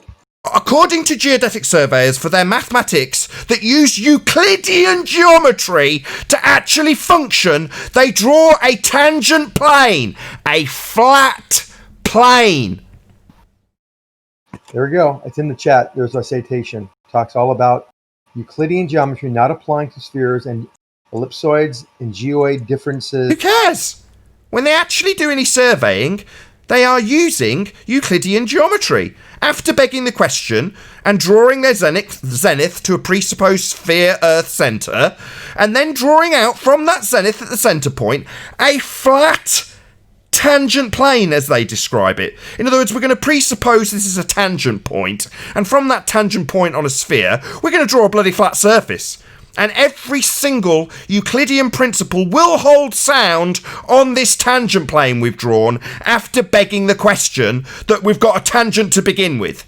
So they will have parallel lines. Plumb will still be plumb when they actually operate on their tangent plane. It must do, because they're using Euclidean geometry on the tangent plane they've drawn after begging the question of a sphere Earth to give them this quote-unquote tangent plane, as opposed to just plane, which is what they're actually working with, because they're using Euclidean geometry. Should I read the citation? Or Can you acknowledge a single word I've said? They are operating on a tangent plane, which means other than the fact they've begged the question with the word tangent, the plane they operate on will have plumb lines run plumb. I'd like you to acknowledge this or I'm going to kick you out. Euclidean geometry is not... So you're not going to acknowledge a smeging word? I'll give you a third attempt. Then it's the dick obfuscation globehead realising he's been absolutely pummeled. So he's going to leave a stony silence while I demand that you address this, or you get kicked out. You're saying that geodetic surveyors use a plane for their calculations. A tangential plane. And yes, they do. In some... So they absolutely have plumb lines running plumb then? Well, I have to say, you want to say... So would that be a yes, scumbag asshole zealot having his ass handed to him with his belief of a globe? Is that a yes? Yes, plumb lines will run plumb on a presupposed tangent plane. That would be a flat level surface with levels being level and plums being plumb. Is that a yes? Yes, locally. So it's flat then? Locally, it's flat. So it's flat then? Locally, it's flat. So if I move to my left and it's a sphere, plumb lines won't be plumb, Zanik. Over 2 miles, it's not... Sorry, if I move to my left 1 inch on a globe with presupposed sphere Earth force of gravity, plumb lines will not be plumb. Plumb lines are always plumb. Well, then a moment ago you said that they ran to the centre of a presupposed spherical Earth. Now they're plumb. Well, 1 inch apart, they're parallel to each other, yeah. So they're parallel, so we are on a flat surface then. 1 inch apart. So it's a flat surface then. Parallel lines with plumbs, right angles, flat surface. We're on a plane then. And if you're doing geodetic globe Earth geometry surveying, you're still operating on a flat plane, as admitted by you. Over 1 inch, yes. Not over 1 inch, over a tangent plane. Bev, how big's a tangent plane? Straight lines can extend forever.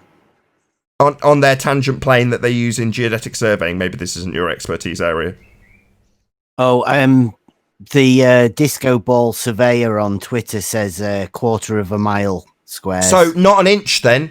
1/4 of a mile, plumb lines run plumb. If I'm on a sphere, they won't do that. They mustn't run plumb. They can't run plumb. They won't run plumb. And you wouldn't need to assume a 1/4 of a mile distance has got plumb lines running plumb because they wouldn't on a sphere. Fact. They have to, and they do, because the surveyors are dealing with a flat plane with Euclidean geometry. And you've got right angles between 2 plumb lines. They don't move to the centre of a presupposed Earth.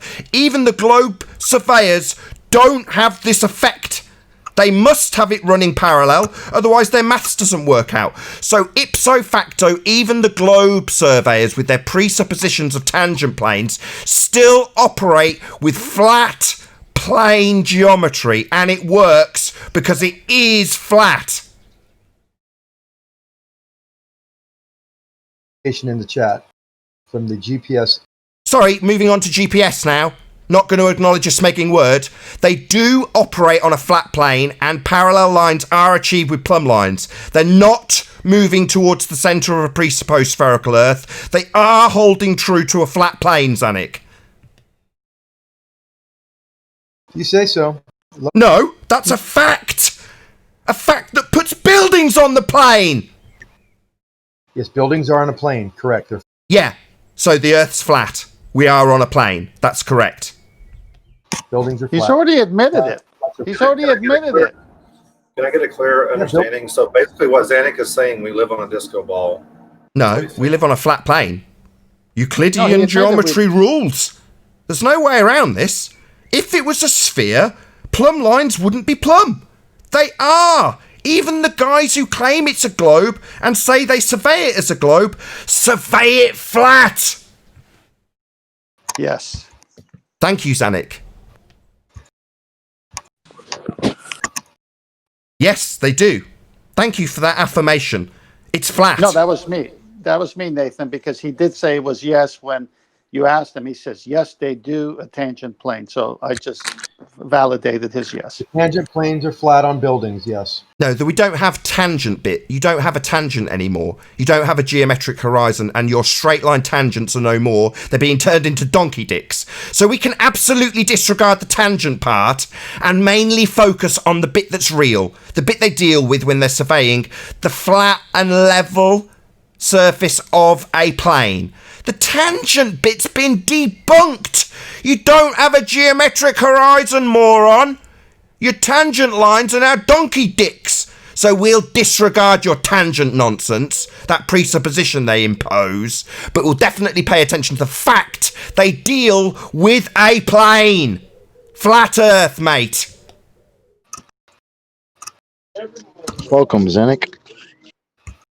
I have the picture in the citation. I couldn't give a crap what you've got. You've already conceded that they are dealing with parallel lines in the form of plums and flat surfaces when they do any actual work. The fact that you insert the word tangent and a presupposition that you've drawn a zenith from a centre point and then had to draw a flat plane out to actually do any bloody work just proves it's flat.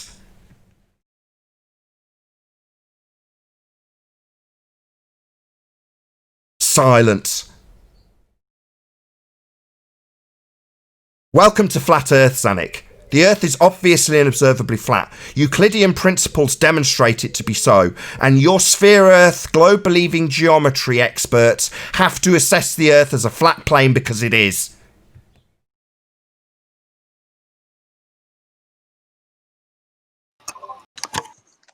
I agree with you. Plum is plum.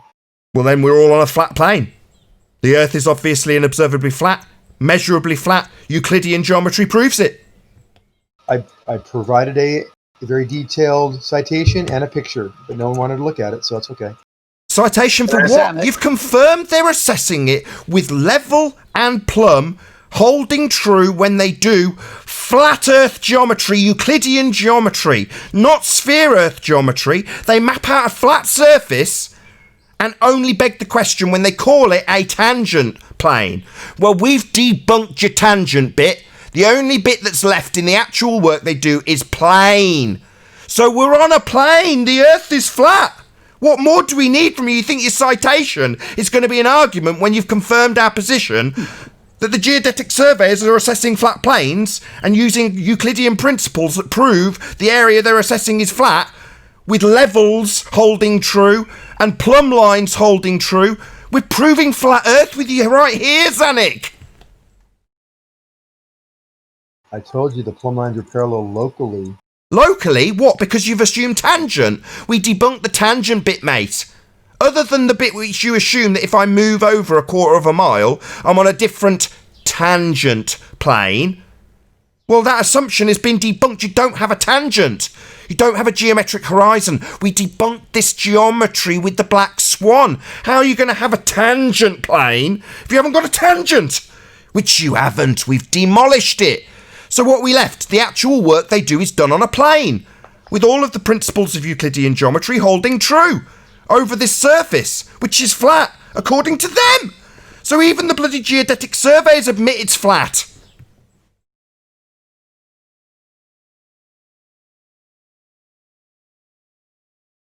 You have a citation for the geodetic surveyors that say it's flat?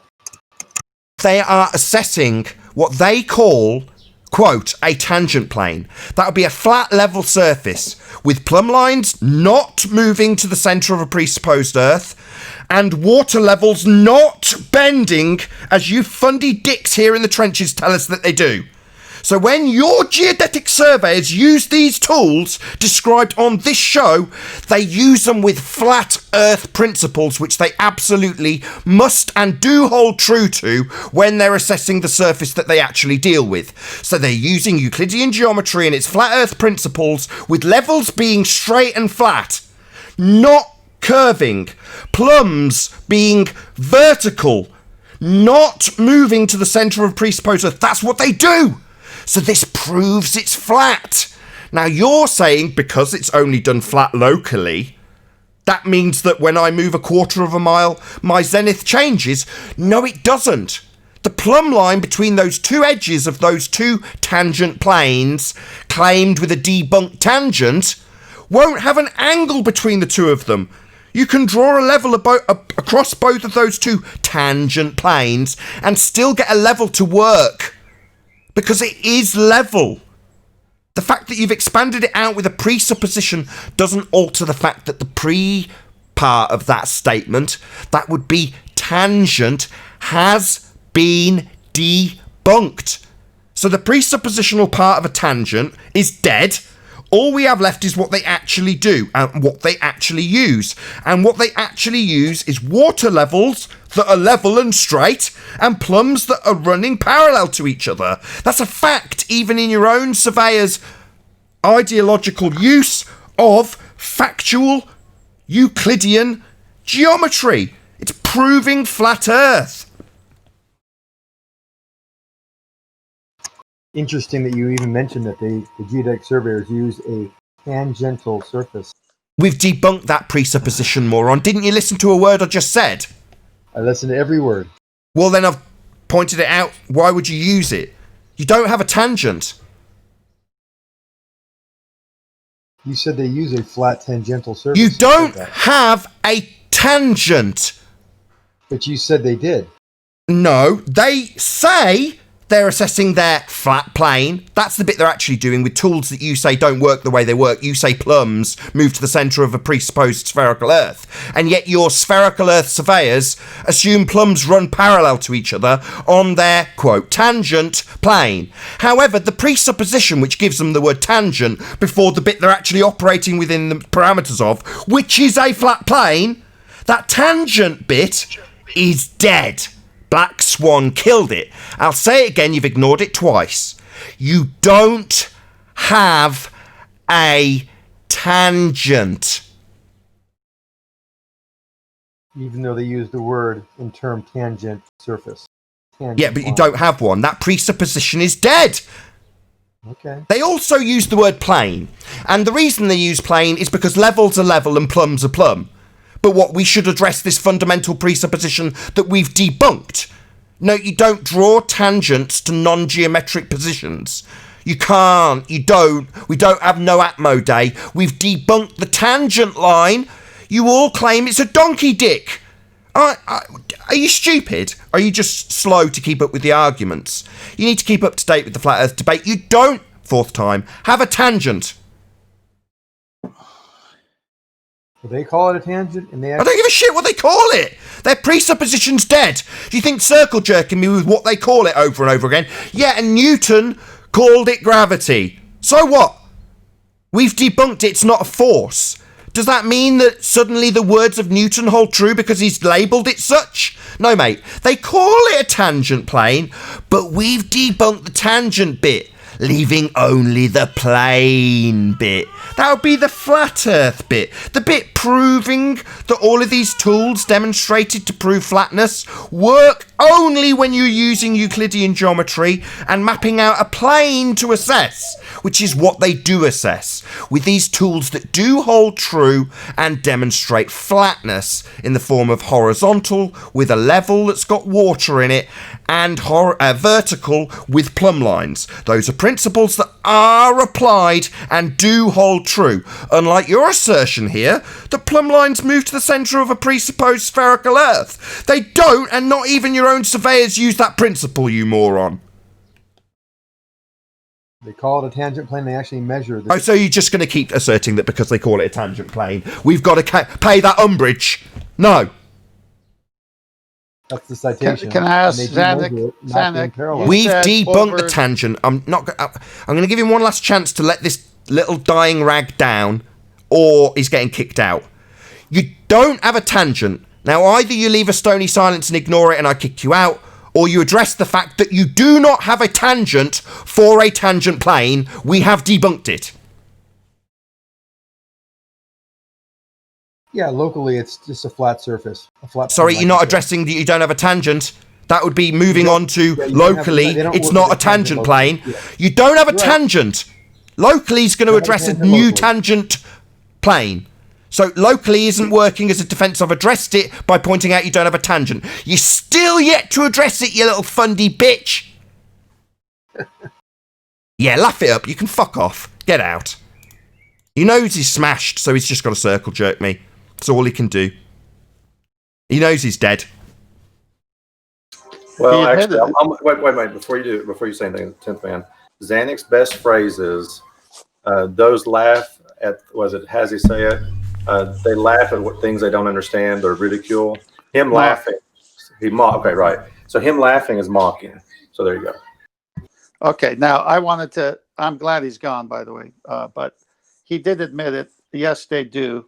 And then he forgot he admitted it. But my question to him, if he was here, but I think we can pretty much answer it, is locally, and use that when you said, if I move an inch, what will happen? So I wonder how locally is measured in his locally, because there is a tool for navigation called a sextant. Let me just answer your question. They measure it flat. That's what they do locally. Yes. Measure it flat. Yes, they must, because my next segment is a tool for navigation called a sextant. Works off a right angle, and it's got to have, what distance does a sextant go? As far as the horizon could be seen, and that's at 0. And guess where 90 degrees is? Your zenith. There's your right angle, perpendicular, horizontal and vertical, no curve. Can't work any other way. And that's more than an inch. Ask any navigator.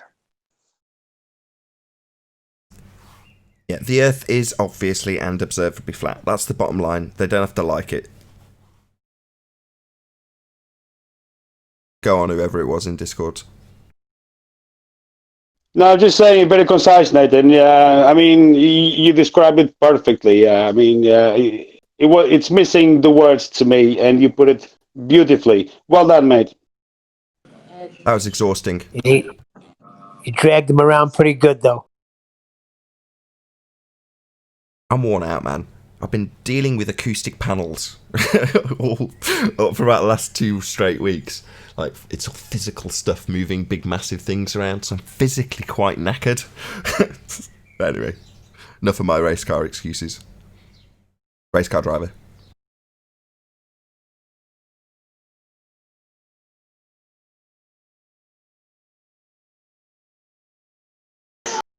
They have to do everything on a local level on a sphere because that's the only way it works for them in their mind. But once you go out a mile or 2 or whatever, those plumb lines won't be parallel on their sphere, but it actually, no one can show that. In actuality, surveyors have showed the opposite. Over great distances, plumb lines are parallel to each other, top and bottom. Just to qualify that statement, Rakia Life, what do you do for a living? Well, I'll use, I do concrete finishing, but we set house homes and, do grade walls and things. I've been using a laser level and all morning. You understand what I'm saying? Like, I talked to a surveyor yesterday and opened his eyes. They just don't ever think about it. They're taught how to use their instruments. They're taught how to use the math, and it all works out, so they never question anything. But I've seen several groups go around the country and measure these plumb lines over great distances of buildings and structures, and they're all plumb to each other. They're all parallel to plumb, right? As you would expect on a plane. Because we are.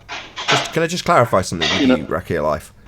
The laser level that you described, based on my understanding, which I've got from Brian's logic, would you agree that both a planar surveyor and a geodesic surveyor would also use that tool in exactly the same way?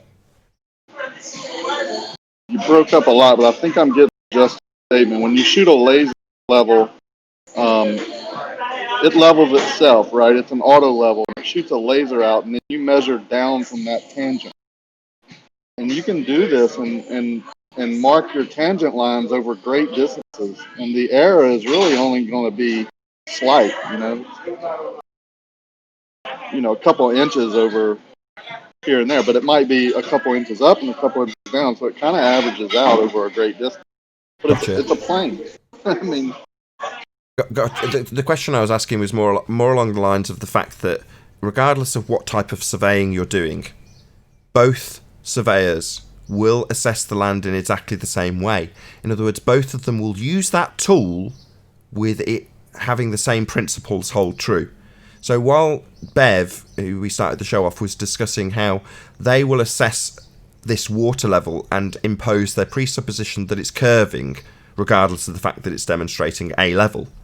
But even their own surveyors would use that tool with the axiom holding true that it does demonstrate level. That would be straight, flat, whatever other word you want to use. Not that it's suddenly violating its own principles and actually showing curve. That's not how any surveyor ever would use that tool that you describe in the form of a laser level, which is essentially the same thing. exactly. They're never measuring a curve. They're always measuring tangent lines, parallel lines, plums. You know, it's all parallel lines. Right. They can measure drop, you know, elevation change due to different things, but you know, if you measure a tangent drop from a parallel line, it's the same, no matter how far you go. Right. Yeah, it's flat. That's the bottom line. What we are actually dealing with and what people actually build on is a flat plane. Nathan, can you, I think I heard it the right way, but correct me if I'm wrong. There was a part in this back and forth with Zanuck that Bev had a one-on-one with him about drawing a horizontal line and putting two balls on either end. And Zanuck said that the plumb of those balls is facing inward. And then he said, what would happen? Balls would roll inwards on the straightest object in the universe. The balls would roll inwards, but the plumb lines at the end also point inwards. Right. That's not what plumb lines do. It's just that's not what plumb lines do. That's what the whole argument was about. But that's not balls. That rolling to the center would dictate a concave surface, right? Exactly. Yeah. Yes, but if that object was level, those balls wouldn't roll at all.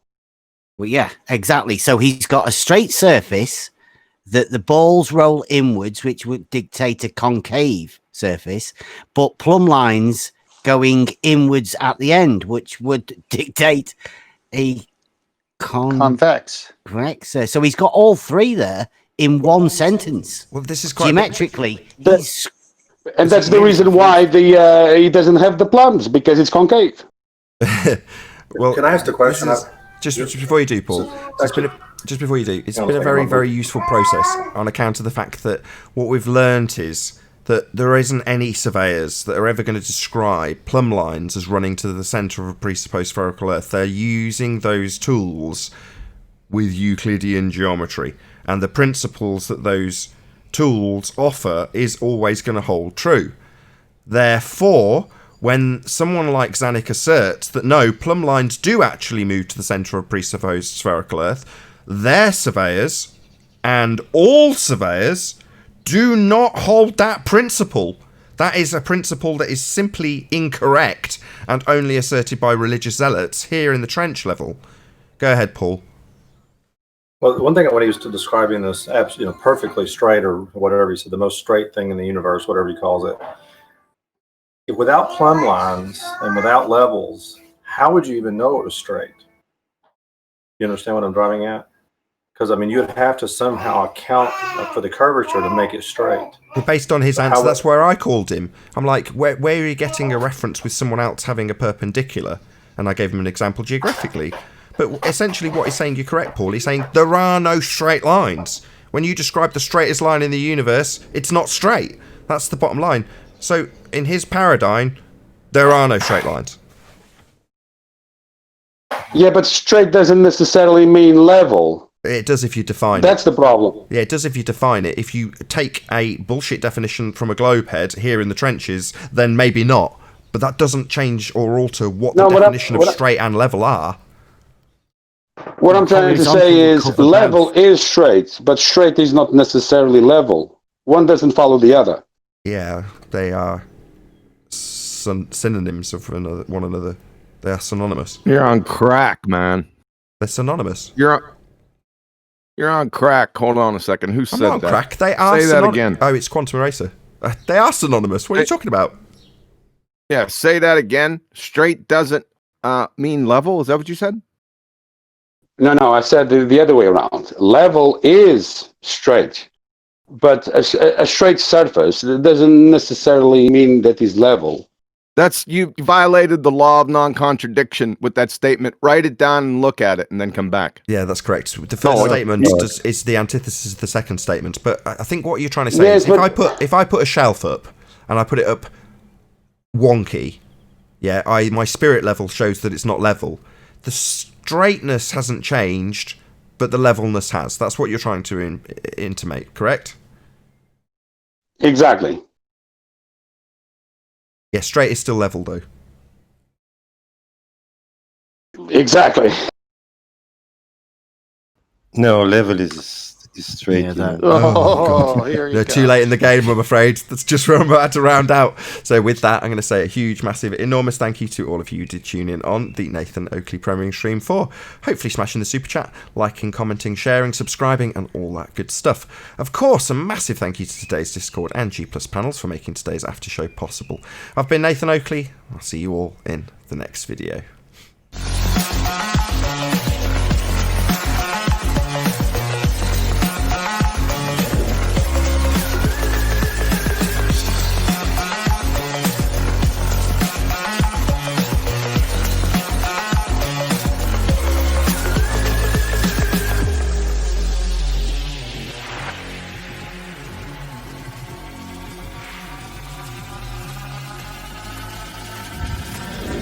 Oh, what a day! What a lovely day!